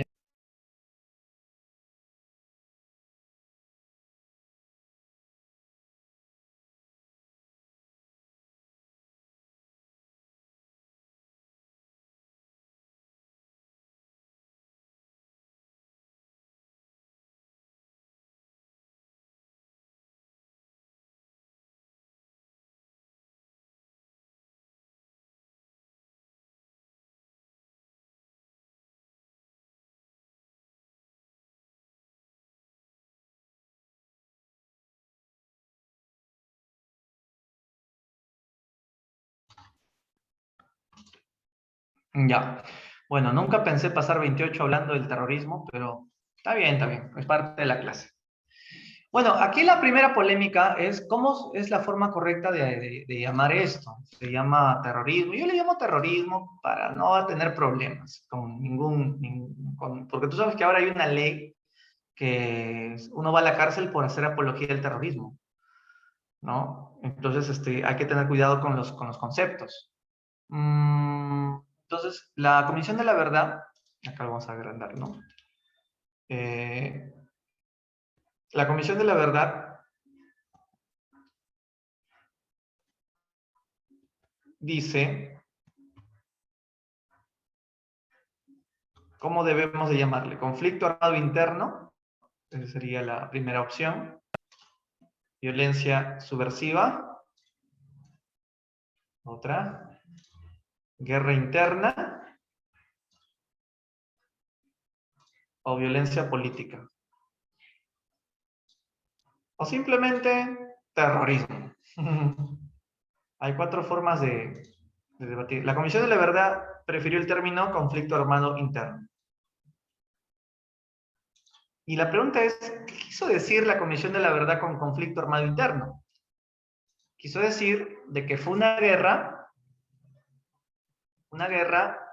entre peruanos contra peruanos. O sea, es como una especie de guerra civil, pero con una ideología. Era un conflicto armado interno. Los otros conceptos no son válidos porque dice, violencia subversiva, está bien, pero también hubo violencia, no solo de terrorismo, también hubo violencia del Estado. Los militares mataban gente. Violencia política, esta es una de las más, censuradas por la Comisión de la Verdad, porque con esto, digamos, estás defendiendo al terrorismo, porque si tú dices violencia política, estás diciendo de que los terroristas hicieron la guerra por temas políticos, no porque eran sanguinarios, ni porque eran asesinos, sino porque tenían una ideología, la ideología de que están defendiendo a los pobres, era por un tema político. De eso se agarra el Movadef para decir que los sentenciados por terrorismo deben de recibir una condena debido a que sus delitos eran por temas políticos. Pero lo que dicen los contrarios dicen, no, sus delitos son porque violaron derechos humanos. Y eso está contemplado en la Corte Interamericana de los Derechos Humanos, Costa Rica y todo lo demás. Me acuerdo que mi profesor de San Marcos, cuando nos enseñaba este tema, puso en la pizarra así el título, violencia política. Oh, entonces como que mi profesor me estaba diciendo, soy rojazo, decía. Entonces al final la CBR dice conflicto armado interno. Pero al margen de cómo es el nombre correcto, vamos a la pregunta. ¿Qué quería Sendero? ¿Por qué surgió el terrorismo? ¿Por qué no ganaron? ¿Cuál fue su gran error como partido ideológico? Hay muchas preguntas. Bueno, vamos a remontarnos a la década de los 70. En la década de los 70 nace lo que conocemos como el clasismo. ¿Y qué cosa es el clasismo? La idea de que las cosas solo se pueden solucionar con la lucha de clases, ¿no? Entonces, acá está, movimientos clasistas de ideología marxista. Los pobres son pobres por culpa de los ricos. Ya, esa idea que fue muy influenciada tanto por la Revolución Cubana y como la Revolución China, causó que cuando en los 70, o sea, en la época del gobierno militar de Velasco y Bermúdez, la crisis económica, como ya te expliqué, hizo que haya muchas huelgas, muchos paros de la CGTP, del SUTEP y todo esto que ya te mencioné. La forma como ellos interpretaban el por qué unos tienen más y otros tienen menos es por el tema de que hay clases sociales. Entonces ahí se abrazan de la teoría del clasismo. Que el rico es rico porque explota al pobre. Idea marxista, pues, ¿no? Lucha de clases. Entonces, como el comunismo, los partidos comunistas estaban creciendo aquí en el Perú con mucha fuerza, entonces van a meter la ideología de que la solución es la igualdad y la dictadura de los pobres. Y hay que despreciar las leyes, hay que despreciar lo legal, hay que despreciar la democracia, hay que despreciar las elecciones. ¿Por qué? ¿Por qué despreciar algo que consideramos que es algo justo y bonito en la actualidad? Porque las leyes se han hecho para beneficiar a los ricos. Pensamiento de los izquierdistas. La democracia lo creó la burguesía, la gente de plata, para engañar al pobre de que mi gobierno es a favor de las grandes mayorías. Mentira, la democracia no democratiza, la democracia solo es de una élite. Y las elecciones también son otra mentira, porque lo que hacen los pobres es elegir al mentiroso que dentro de 5 años va a beneficiar a su grupo de poder económico y a sus amigos empresarios, mientras que el pueblo se sigue muriendo de hambre. Por eso es que para estos grupos extremistas de la izquierda, las elecciones no deberían de existir. Eso es lo que explica por qué cuando Sendero Luminoso empezó su primer atentado terrorista, quemó una mesa de sufragio en la localidad de Chuschi, Ayacucho, una forma de demostrar o de decir a la gente que las elecciones son un fraude y que no deben de creer en esos inventos burgueses. Entonces, desde la década de los 70 ya se empezaba a cocinar estas ideas. Y tú preguntarás, ¿y dónde nacían estas ideas? En las universidades. Sobre todo, ¿en qué universidad es donde empezó toda esta historia? En la famosa Universidad San Cristóbal de... ¿Cómo se llamaba? De Huamanga, ¿verdad? Eso en Ayacucho. Ahí trabajaba un profesor de filosofía llamado Abimael Guzmán. Bien. Entonces, este es el famoso clasismo, ¿no? Estas ideas de luchar contra los ricos a favor del pueblo lo abrazó la CGTP y otros sindicatos de izquierda, ¿no? Odiar las elecciones, ¿verdad? Como te explicaba. ¿Por qué? Porque vivir en democracia y libertad es mentira. Es una trampa de los explotadores para mantener resignados a los explotados, ¿no? Bien. No te voy a leer todo, obviamente, sino lo más importante para que entiendas la idea. Entonces, estas ideas nacieron en universidades, obviamente, de pueblo, en universidades de provincia, porque, por ejemplo, en Ayacucho, los estudiantes de la Universidad de Huamanga eran gente, hijos de provincianos, hijos de ex hacendadados, incluso empobrecidos, y ellos, pues, recibieron cursos del marxismo de Abimael. Entonces, en base a esto, nació Sendero, un grupo terrorista y clasista, ¿no? Que quería convertir al Perú en un país comunista, o sea, que todos tengamos igualdad. Y para eso los campesinos tienen que trabajar la tierra. ¿Eso te suena familiar?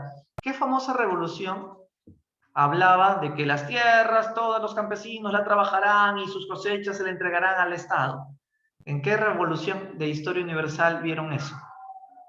Hay varias, ¿verdad?, que tenían la misma estrategia. La revolución china, la revolución rusa, ¿no? En la de Cuba no se vio tanto eso, ojo, no se vio tanto eso, más se vio en la revolución china. ¿Se acuerdan que en la revolución china todos tenían que trabajar en el campo y hubo una gran hambruna porque dejó de llover? ¿Tu profe no te ha enseñado eso de la gran hambruna de la revolución china? ¿Está bien? ¿No? Ah, sí, ah, ya. Entonces, entonces, eso quería hacer. O sea, Abimael es maoísta. Quiere hacer un comunismo aquí idéntico al de China, ¿no? Uh-huh. Ah, ayer han tenido clase. Ah, ya. ¿En qué parte de Guerra Fría están ustedes? ¿Están en qué parte de la Guerra Fría? ¿Qué? ¿Qué dijo que yo estoy con él? Anda, ¿está hablando así? ¿Que yo estoy con él? Ah, que son amigos y que se unieron. Ah, qué basura. ¿Cómo se atreve a hablar así? En mi espalda todavía. ¿Cómo se atreve? Que yo me uno a él. Fuera de acá. Eso es envidia, eso es envidia.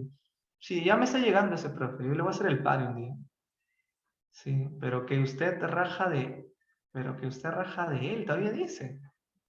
¡Hala! Ahora es capaz de haberte dado un link, seguramente. Te va a invitar a un taller político y todo eso. Sí te dio un link, ya sabía, sí. Ten cuidado con ese profesor, ten cuidado. Después te va a lavar el cerebro. Ten cuidado, peligroso. Ten cuidado con él. Sí. Un link falso. Ah, un link falso era. Ah, ya. Ah, ya, por eso no se unió Jonathan. Se muere de miedo. Ya, ya, ya. Está bien, Jonathan. Sigue perteneciendo al sistema nomás. Está bien, está bien. No, profe, porque después se va a volver el profesor champú. ¿Por qué profesor champú? Porque te lava la cabeza. Ah, ya, sí, sí, sí. Tengan cuidado. Si piensan que desconfían de ese profe, no, no se unan a ese lío. Pero si confían en él, ahí pueden encontrar algo interesante, ¿no? Ya, cierro paréntesis. Entonces, esto del campesinado colectivista, no este era el deseo del terrorismo. ¿De dónde nace la palabra sendero luminoso? Abimael lo sacó de un libro de Mariátegui. Mariátegui un día hablaba, ¿no? Por el sendero luminoso de José Carlos Mariátegui. Por eso el nombre completo es Partido Comunista del Perú, que jura transitar por el sendero luminoso de Mariátegui. Abimael era de Arequipa, pero se fue a trabajar a Ayacucho, de profesor. Él era filósofo, ¿sí? Era pues un hombre que sí le gustaban los estudios, pero estaba matizado con el marxismo. Estudió en el Callao, wow, estudió en el Callao y en el Colegio La Salle.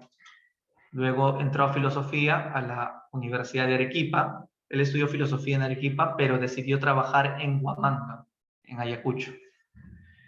Y fue poseído por las ideas de un profesor que era comunista, ¿no? Y por eso le nació el amor al comunismo, ¿no? Es algo normal que esas cosas ocurran, ¿no? Muchas veces las personas se vinculan con una ideología, muchas veces porque su profesor los influyó. Por eso es que yo evito decirles cuál es mi posición ideológica, porque ustedes como son jovencitos pueden creer, entonces lo que dice el profesor yo lo voy a seguir porque seguro es verdad.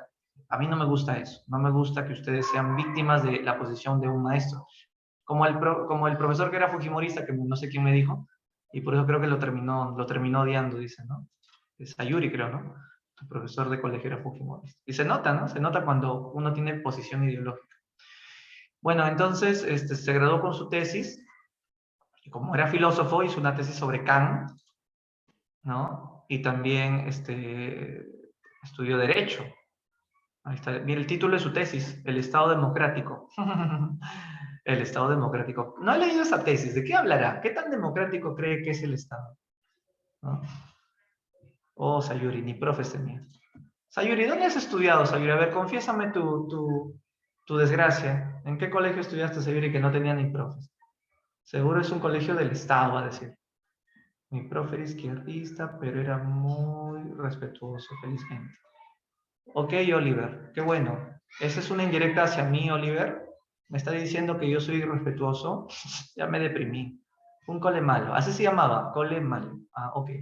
A mi colegio, ¿qué? Nacional, sí había profes de sobra. De sobra. ¿Qué tanto de sobra?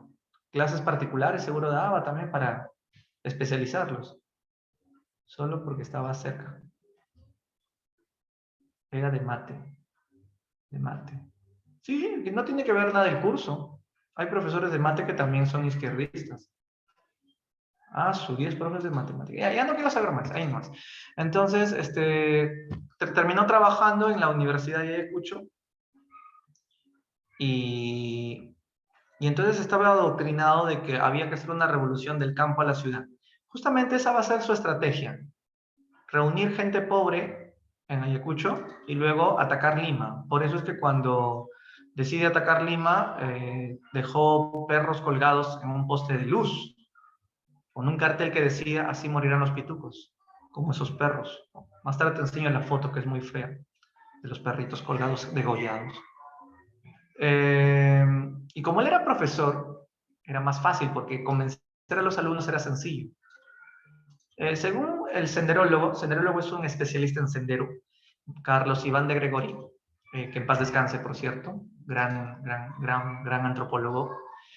Según Carlos Iván de Gregori, él conoció personalmente a Abimael, él estudió en Ayacucho, Carlos Iván de Gregori, y él decía que verlo a Abimael parecía un profesor normal, daba sus clases, iba con su saco, con su camisa blanca, su saquito un poco arrugado a veces, con su corbata, ¿no? Parecía alguien normal. Pero luego cuando terminaba la clase, se salía con sus libros y atrás, así lo decía ella, como pollitos detrás de la mamá gallina. Todos sus alumnos en fila, escuchando lo que el alumno le preguntaba. Y todos querían seguir escuchando más y más y más. Entonces, Abimael tenía una forma de llegar a los alumnos con una ideología que a los alumnos les interesaba. Y entonces los alumnos consideraban de que era un gran maestro, un maestro fascinante, decían que era. Y al final terminó siendo conocido como el profesor champú.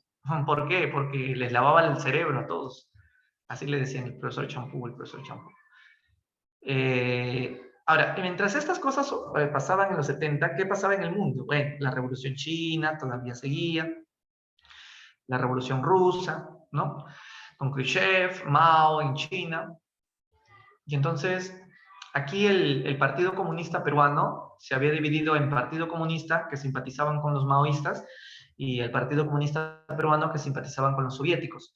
Entonces, lo que hace Abimael es unirse con los de maoístas, con el Partido Comunista Peruano pequineses, que tenía la orientación maoísta. Entonces, ella fue su esposa, se casó con su alumna de la universidad, ella era Augusta Latorre, de 18 años, ¿no? Conocida como la camarada, ¿cómo le decían? La camarada Nora, si no me equivoco. Él tenía 30, ella tenía 18. Ella fue incluso reina de la primavera en un año. Y ella muere después, ella muere en circunstancias bien raras, bien raras. Entonces, Abimael se casa con su segunda mujer, que es Eleni Parraguirre, que hoy día está en prisión, ¿no? ¿Te acuerdas cuando este año murió Abimael y Eleni Parraguirre quería salir de su cárcel para ir al velorio y no lo dejaron, ¿no? Mira, Sayuri, ni camarada Nora. A ver, vamos a confirmar. Augusta Latorre era la camarada Nora, efectivamente. Y Eleni Parraguirre era la camarada Miriam. Ahí está, claro. Augusta Latorre muere y se casa luego con Eleni Parraguirre, la camarada Miriam. Esa Sayuri ya me está dando miedo. ¿Cómo sabe estas cosas? Especialista, especialista. Voy a pensar que es senderóloga como el antropólogo y no por otras cosas, ¿no? Después me cae un coche bomba en mi casa. Ya, entonces seguimos. Incluso Abimael viajó a China, ojo, viajó a China, conoció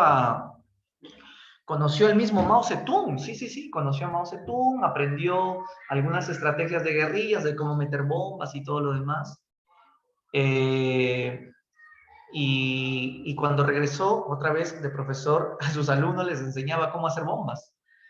Cómo, por ejemplo, convertir un lapicero en lapicero bomba.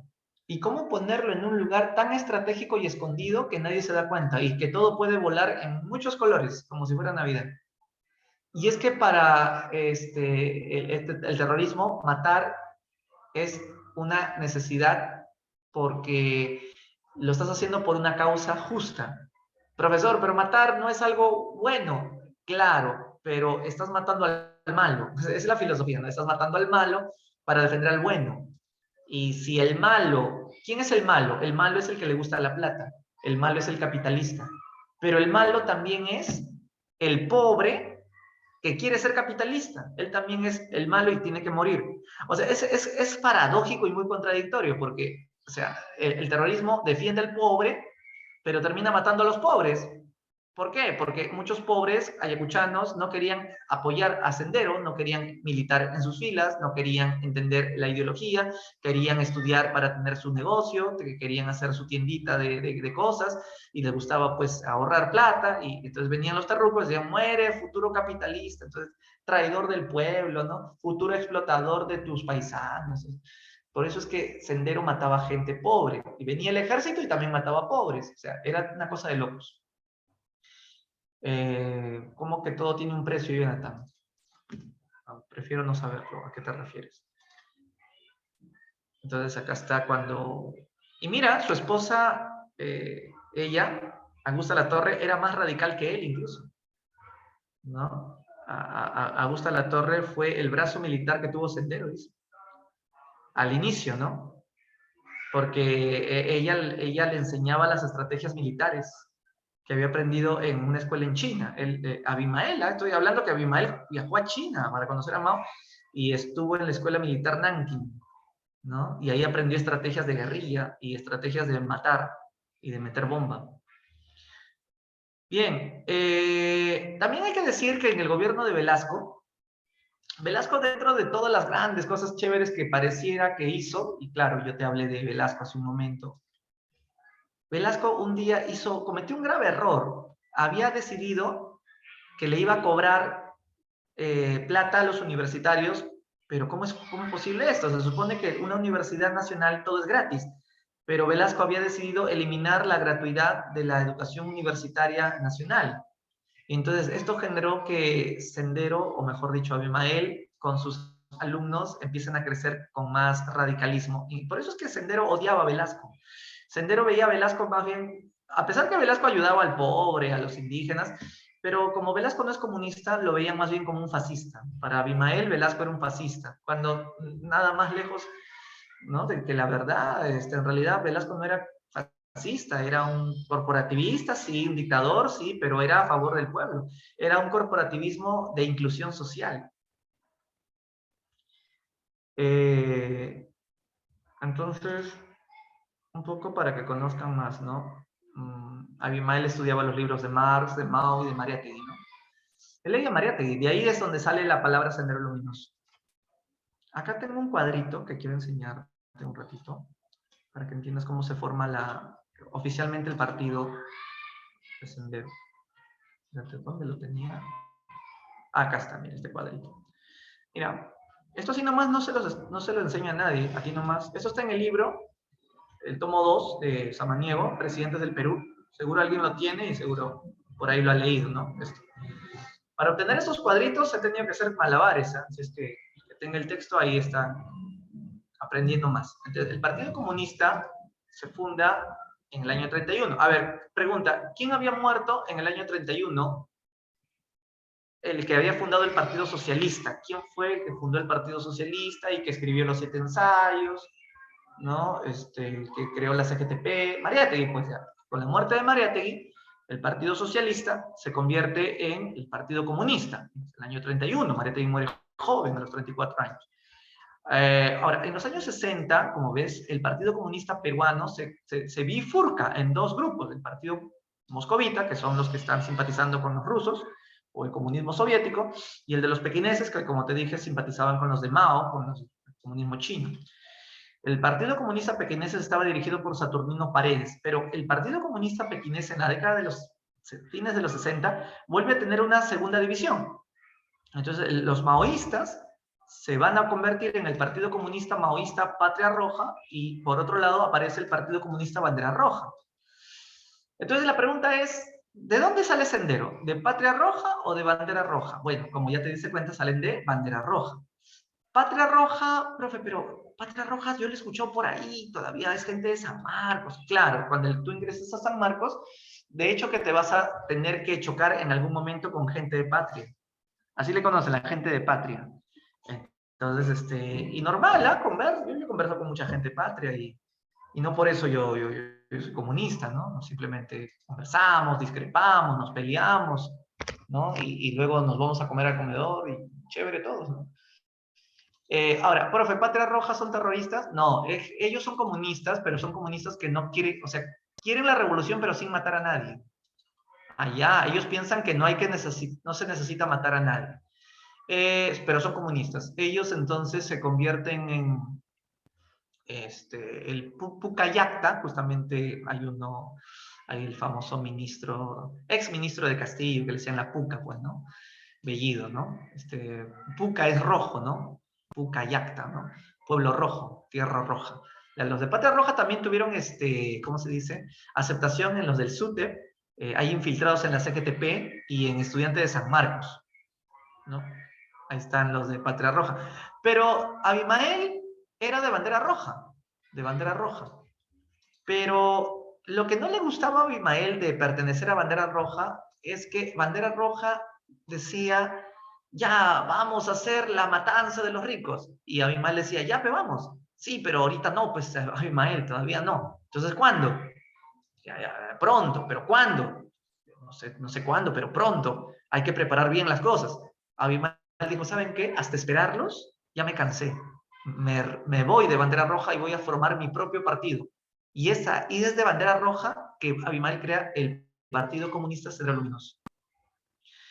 Entonces, con Sendero ya la cuestión de entrar a la lucha armada fue inmediato, inmediato. Entonces, o sea, repito, Abimael se va de Bandera Roja porque los de Bandera Roja no tenían una fecha de cuándo iban a empezar la matanza. Entonces él crea su propio partido en el 71 oficialmente, ¿no? Nace Sendero Luminoso y ya para el 80 ya estaba todo listo para empezar a matar a los ricos. Bien, Sayuri, ¿tu primo de qué universidad? ¿De qué universidad es tu primo? ¿De la Cato? Ah, mira. Es raro encontrar gente de católica que milite en Patria Roja y no sea expulsado, ¿no? Porque un Patria Roja de San Marcos ya es mal visto, ya. Ya. Vamos a regresar un poco. Ya, entonces, ya, este tema es interesante, el tema de la educación. Te voy a contar un poco, ¿no? Mira, cuando Abimael era el profesor, bueno, muchos de sus fans le decían el doctor Abimael Guzmán, así le decían. Ah, lo votaron. Ok, ya sospechaba, pues, Ayubi. De hecho, pues, ¿cómo no lo votaron seguramente? Lo votaron, tú misma me has confirmado, lo votaron a tu primo.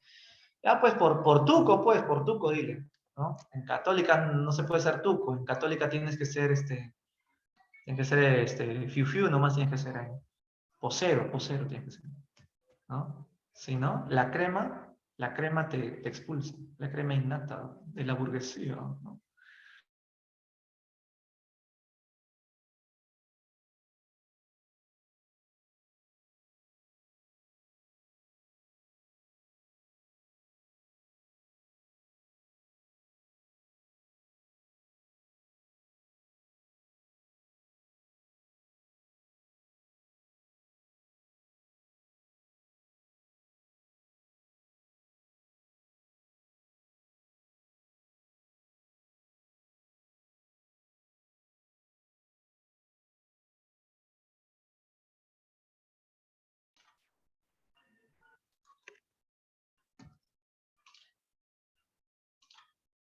¿Alguien me puede dar la explicación?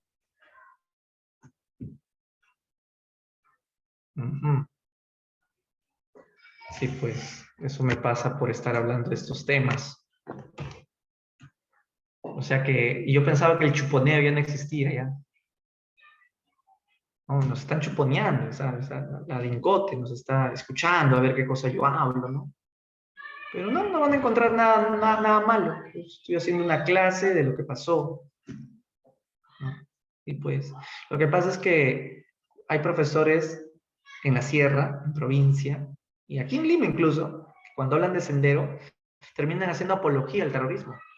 Y ellos han sido denunciados, ¿no? Y les tratan de meter la ideología a los niños, diciendo que aquí hay pobreza por culpa del imperialismo y de la burguesía y bla, bla, bla, y que por eso ustedes como niños tienen que hacer el cambio revolucionario y si hay que matar, y bla, bla, porque así lo decía ¿no? Entonces, no, está mal, pues así no se hace. Entonces, seguramente se ha cortado la señal porque nos están chuponeando el internet. Sí, sí, sí. Ahora me tocan la puerta. Oliver me quiere ver en las rejitas, ¿no? Me quiere llevar frutitas, seguro. Sí, pues.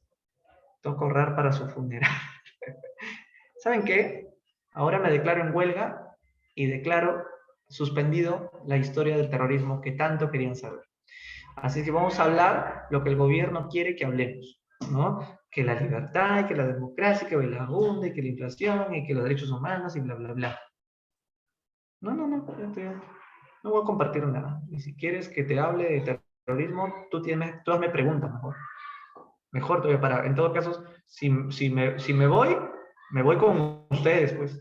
Si me encierran y me hunden, los hundo a ustedes también. Así es que háganme ustedes preguntas también para buscar ¿no? Las pruebas, las pruebas.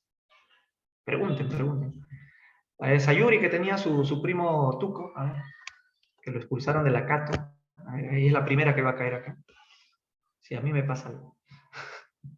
No, mentira, mentira. ¿Cómo piensan eso de mí?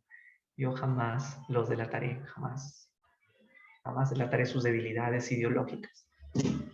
Ya bueno, entonces, ¿cómo termina esta historia? La creencia de que, o sea, vamos de frente a la ideología, ¿no? Para lograr defender a los pobres hay que matar, eso dice el terrorismo.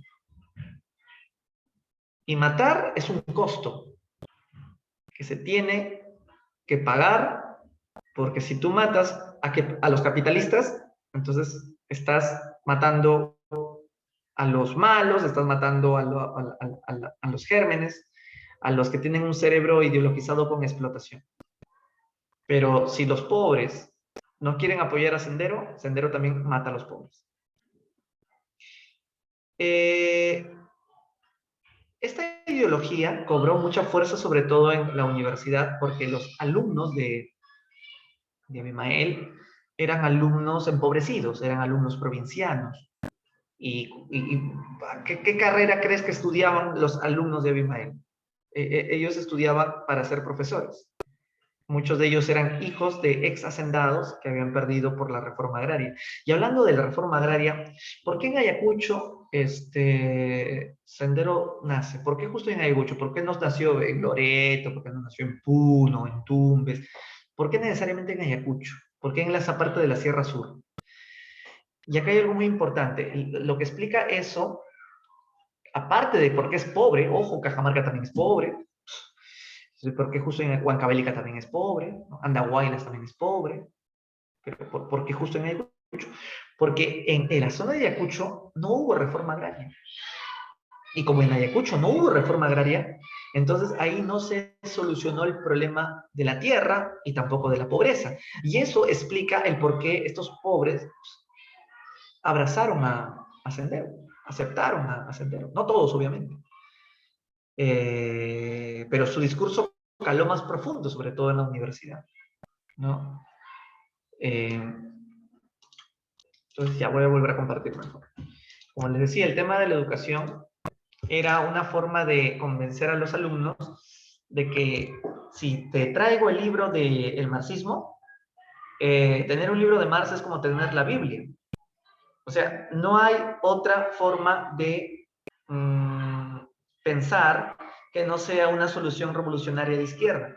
Y eso ya te está diciendo mucho, que es dogmatismo total, intolerante a otro punto de vista, ¿no? Y que te den de leer libros de Marx, Lenin, Mao. Abimael te decía que leer estos libros te quita la venda de los ojos, porque vas a poder entender el origen de la explotación y de la pobreza en el Perú y en el mundo. Entonces, la educación que recibía estos estudiantes consideraban de que con ese tipo de educación, la educación es como tener una espada de Damocles para poder arrancarte la venda de los ojos y matar al opresor, ¿no? Pero tú no puedes pensar diferente, porque justamente la ideología es dogmática, intolerante, ¿no? Es fundamentalista, para ponerlo en términos religiosos. Es como la religión, pues, ¿no? Si tú crees en otro Dios que no sea el que Él dice que es el verdadero, hay una intolerancia, pues, porque tú eres musulmán, sí, muere maldito, porque tú crees en el Dios falso, ¿no? Cristo vive, entonces hay o al revés, el musulmán se tira a las Torres Gemelas diciendo de que no hay más Dios que Alá, entonces hay intolerancia. Entonces, ahí tú puedes haber conocido en el colegio, no sé si te contaron, de que es bueno discrepar, pero no por discrepar tú lo vas a hundir a tu contrincante. Tolera su punto de vista diferente. Te recomiendo este libro, Qué difícil es ser Dios. Muy bueno, de Carlos Iván de Gregori. Muchas de las cosas que están aquí las he sacado del libro de Gregori, que es un experto. Hay otros libros muy buenos de terrorismo, ¿no? Que analizan el terrorismo. Carlos Tapia, por ejemplo. Ahorita se me ha ido el nombre, pero de Gregorio soy mi favorito, eso sí, sin duda. Bien. Acá hay cosas que ya no te cuento porque ya es casi el tema de la educación, es lo mismo. La táctica, ¿no? La táctica era del campo a la ciudad. Lo que sí te recomiendo son películas. ¿Han visto la película Paloma de Papel? Donde a un niño lo recluta Sendero, ¿no? Muy triste, ¿no? Hay actores peruanos, muy buenos actores peruanos. Ahí estaba Reina Pachas, ahí como una de las actrices, ¿no? Reina Pacha le llamo. Eso es un datazo, mira. Cuando muere Mao en el año 76 y entra Deng Xiaoping, o sea, el nuevo presidente de China, y tú sabes que Deng Xiaoping abrió la economía al libre mercado. Entonces ahí es donde Sendero reacciona, pues porque Sendero amaba a Mao Zedong y que venga un nuevo presidente chino a establecer el capitalismo, esto generó que cuando Sendero puso los perros colgados en la avenida La Colmena, el cartel que decía era Deng Xiaoping, hijo de perra, ¿no? Así mueren los revisionistas, o sea, Deng Xiaoping es un revisionista porque critica el comunismo. Y al comunismo no se le debe de criticar, dice Abimael, porque es todopoderoso. Es como una Biblia, por eso los libros de Marx son como Biblias, porque ahí te cuenta toda la verdad. Tú no puedes discrepar. Si discrepas, estás muerto. Entonces, es una ideología intolerable. Y eso es lo que explica el por qué no triunfó Sendero. Sendero no triunfa justamente porque tenía una ideología muy cerrada, ¿no? Y los peruanos no somos de creernos ciegamente todo. Queremos verlo desde diferentes ángulos y elegir, ¿no? Es como comprarte una zapatilla, no es que a la primera que ves ya te lo compraste, luego vas a otras tiendas, comparas precios, calidad, y tú decides, ¿no? Pero el primero que tú visitas te dice, ¿qué, no vas a comprar la zapatilla? No, muere desgraciado, ¿no? O sea que tú te fijas en otra zapatilla. O sea, así más o menos era lo de Sendero. O sea, tú no puedes pensar en otra opción al comunismo. Por pensar o criticar el comunismo, y eres un traidor al pueblo, dice el terrorismo, te mata. Por eso que Abimael se creía la cuarta espada. ¿Sabes lo que es la cuarta espada? En eso sí Abimael tenía problemas psiquiátricos, ¿no? Porque, o sea, Marx es la primera espada. El abuelo Marx, el que fundó la ideología. Lenin es la segunda espada, que quería expandir el comunismo por el mundo desde Rusia. No lo logró. Mao es la tercera espada.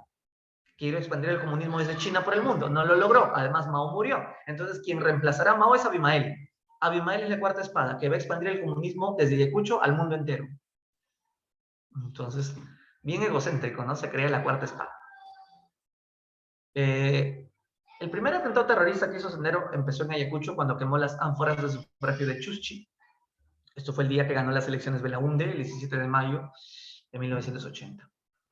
Y bueno, ya esto ya te conté lo de la evolución que tuvo Sendero, de cómo se creó.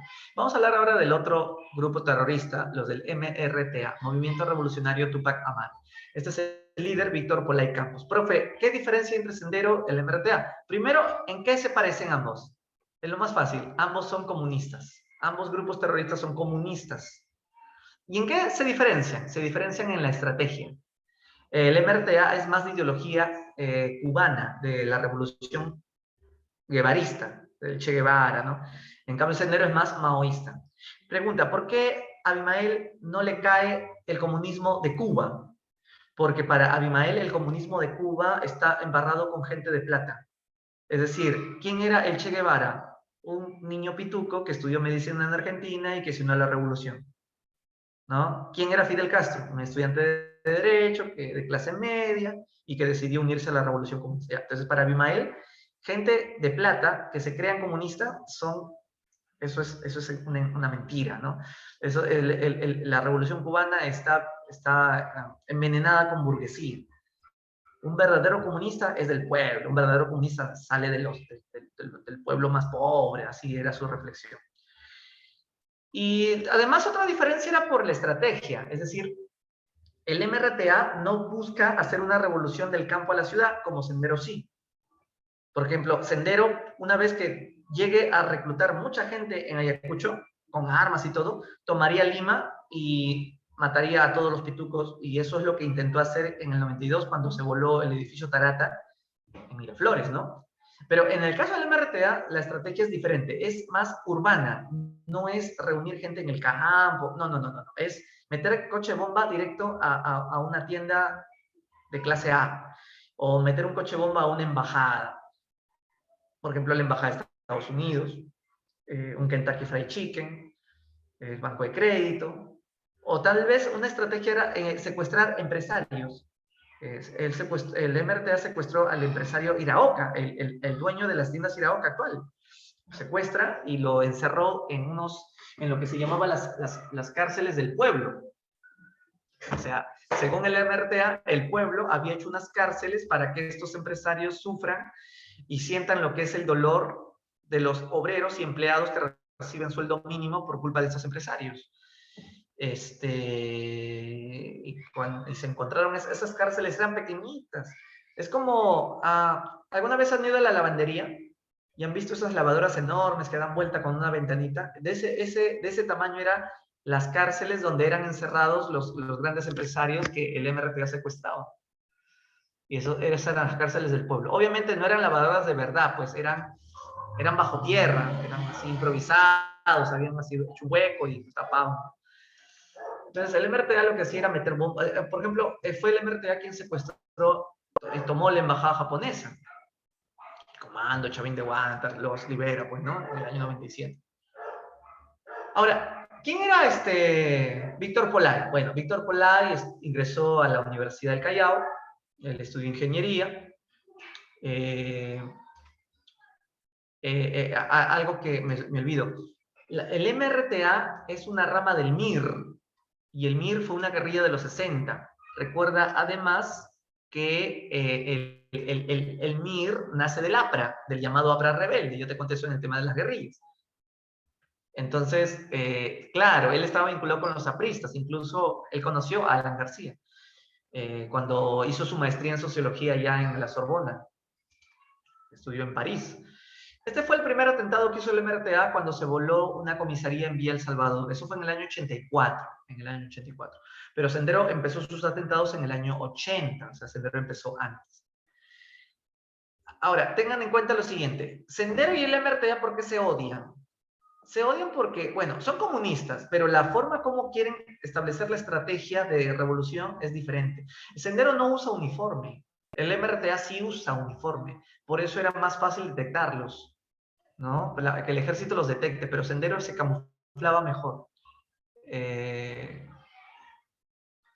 No sabía. A ver.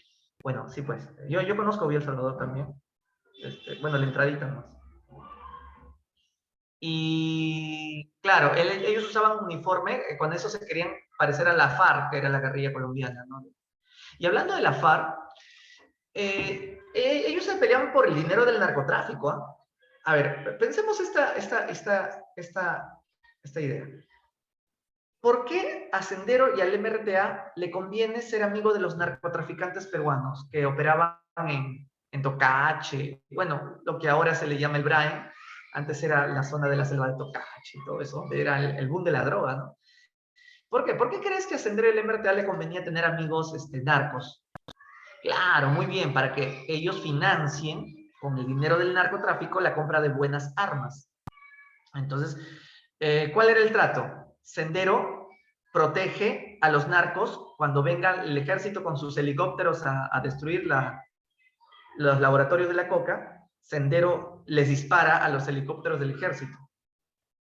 Pero esas armas son mejores que las del ejército. ¿Por qué? ¿Por qué Sendero tiene mejores armas que el ejército? Porque el narcotráfico, como maneja un montón de plata, le apoya con ese armamento. Entonces, Sendero son, digamos, los guachimanes de los narcos. Y los narcos le financian ese armamento para que ganen su guerra. Y eso hacía bien difícil, pues, que el terrorismo sea derrotado rápidamente. Pero el MRTA también quería ser amigo del narcotráfico. Pero Sendero también. Y por eso es que Sendero y el MRTA se mataron. Y el que gane será amigo del narco. Se enfrentaron en la selva de Tocache en el año 87. Ganó Sendero. Entonces ganó Sendero y se hizo amigo del narcotráfico. El MRTA era más chiquito. Era un grupo terrorista más pequeño. Sendero tenía más fuerza en el ámbito ideológico incluso. Bueno, Víctor Polay había pertenecido al grupo Boy Scouts del Callao. Él había estudiado en el Colegio 2 de Mayo también. Y luego ingresó a la Universidad Técnica del Callao. Como te decía, no conoció a Alan García después. Y luego se internó en la selva, como te dije, para establecer contactos con la droga. Nuestro alumno nos pregunta, ¿cómo pudo captar tanto la atención de los militantes un grupo tan terrorista y sanguinario como Sendero? A ver, ¿qué le responderían al compañero José que nos está haciendo esta pregunta? ¿Cómo pudo captar la atención de los militantes un grupo tan sanguinario? Si Sendero era tan sanguinario, ¿por qué? ¿Por qué algunos aceptaron unirse? Y Alex pregunta, ¿qué diferencia la izquierda de Sendero con las otras izquierdas? Esa es una pregunta muy fácil. Pues. Que la izquierda de Sendero te mata si es que piensas diferente. Las otras izquierdas te pueden tolerar. O sea, pueden ser izquierdas comunistas, pero no llegan a tomar las armas, no llegan a ese nivel extremista, ¿no? Ajá. Por ejemplo, hay comunistas que les gusta la plata, esos son los caviares, pues tú los conoces en qué universidad estudian. Y mejor no hablo de esa universidad porque yo estudio todavía y no me vayan a jalar la tesis después. Y bueno, claro, la ideología, pues, ¿no? La ideología, no. En realidad, todos hablan de acabar contra los ricos, todos piensan que el Perú todavía es un sistema feudal. Lo que diferencia a Sendero de las otras izquierdas es su lenguaje, efectivamente. ¿Cómo habla un terrorista? ¿No? Compañero, ¿no? Camarada, ¿no? Tú eres un traidor del pueblo. Así, tienen una forma de hablar muy cerrado, ¿no? Y vamos a hacer la asamblea. Hay una frase que decía, el partido tiene 1000 ojos y 1000 oídos. Si tú nos traicionas, el partido se va a enterar, ¿no? Y te va a castigar, y te va a demoler. Entonces, así de terrible era. Imagínate que Sendero capturaba a un alcalde de Ayacucho, al alcalde de Ayacucho de un distrito, ¿no? Pobre, y decía, esto es un juicio popular. Lo degollaban al alcalde, delante de su esposa y de sus hijos, y delante de todo el pueblo. ¿Y por qué? ¿Qué delito había cometido el alcalde? Simple, ser alcalde. Pero ser alcalde no es delito, profesor. Para el terrorismo es delito porque el alcalde tiene poder. Y si tiene poder, está explotando al pueblo. ¿Pueden creerlo? Dice que eso era un delito. Por eso es que, no sé si esto que te voy a decir será verdad, pero pasó en China, en la época de Mao. Mao le daba permiso a los alumnos que maten a los profesores. ¿Por qué? Porque el profesor, ¿qué se cree? Que sabe más que los alumnos. Si el profesor se cree que sabe más que los alumnos, entonces está demostrando que le gusta la desigualdad. Entonces es uno más del modelo capitalista que le gusta la opresión y la demostración de que yo soy más poderoso. Entonces los alumnos tenían derecho de matar al profesor que se creyera más que el alumno. Los profesores tienen que ser humildes, horizontales en sus conocimientos. Eso era la parte más extremista del maoísmo chino. Y entonces, y mataban pues al alcalde, lo degollaban, ¿no? A la señora le partían la cabeza con un hachazo, eran horribles matanzas, ¿no? Y ponían un cartel encima de su cuerpo que decía, así mueren los perros traidores del pueblo, ¿no? Entonces la gente tenía miedo, pues, ¿no? Muchos no delataban a Sendero por miedo, que Sendero cobre venganza. Cuando el ejército llegaba, ¿dónde está Sendero indio? No, papá, yo no he visto a los senderos, no he visto. Seguro que no has visto, pero sí los había visto, pero tenían miedo que Sendero se vengue de los campesinos. Y luego cuando los militares se enteraban que estos campesinos sí sabían dónde estaba Sendero, el ejército mataba a los campesinos, creyendo que estos campesinos ocultaban a Sendero porque eran más terroristas, porque eran terroristas como ellos, cuando no lo eran, era por miedo.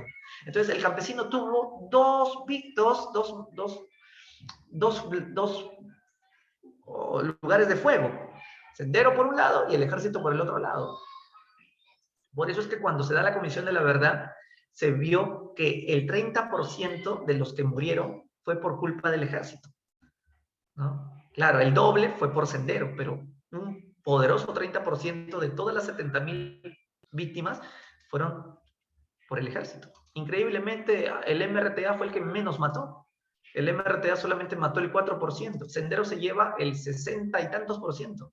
El ejército, que representa al estado de Belaúnde, Alan y Fujimori, los tres, se llevan un 30% vergonzoso, ¿no? De no haber podido combatir el terrorismo respetando los derechos humanos de los inocentes. Bien. Alumno bien atrevido. Todo izquierdista es terruco. Pero el alumno Marco sale en su defensa. Calla tarado. Sendero es una izquierda que asesinaba, las otras izquierdas no asesinaban. Y Vanessa, que es una pituquita, dice, ay, es lo mismo, todo izquierdista es un resentido social porque odia al que sí logró salir adelante, mañas, ¿no? Pero el profesor les hace el pare a todos, ¿no? Ya, bueno, ahí lo dejo nomás.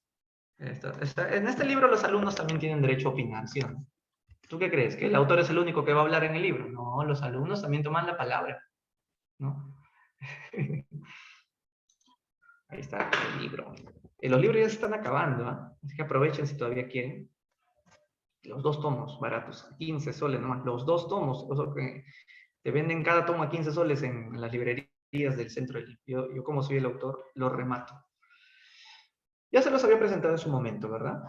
Bueno, siendo las 5 de la tarde, nos vemos la próxima clase, donde nos va a tocar la época de los 80, la época de Belaúnde y de Alan García, y vamos a seguir hablando del terrorismo, pero junto con estos dos gobiernos.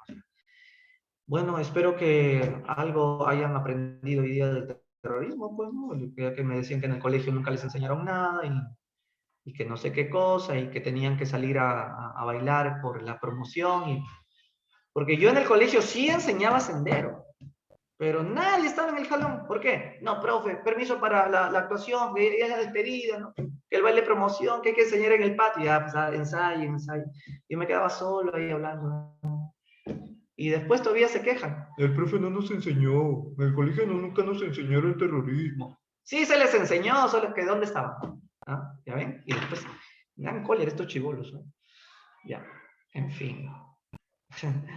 El colegio te censura. No, pues, te censura si haces apología. La idea es ser siempre objetivos. Por eso les recomiendo los libros de Carlos Iván de Gregori, y les recomiendo este video de YouTube, El estado de miedo. Muy bueno, Estado de miedo. Te habla de las matanzas tanto de Sendero como las que hizo el estado de Fujimori contra gente inocente. Y la película que no sé si les recomendé, La Boca del Lobo. Ahí te habla de cómo el ejército hizo una matanza de campesinos creyendo que eran terroristas. Muy bueno el actor ahí, Gustavo Bueno. La Boca del Lobo. Se las recomiendo. Y está en internet, ¿qué más quieren? Gregory es comunista, profe. Uy, estoy chocando, Gregory. Claro, pues ¿cómo no va a ser comunista si su nombre nomás es ruso? Ya, mejor me voy. Chao. Nos vemos la próxima. Chao, chao.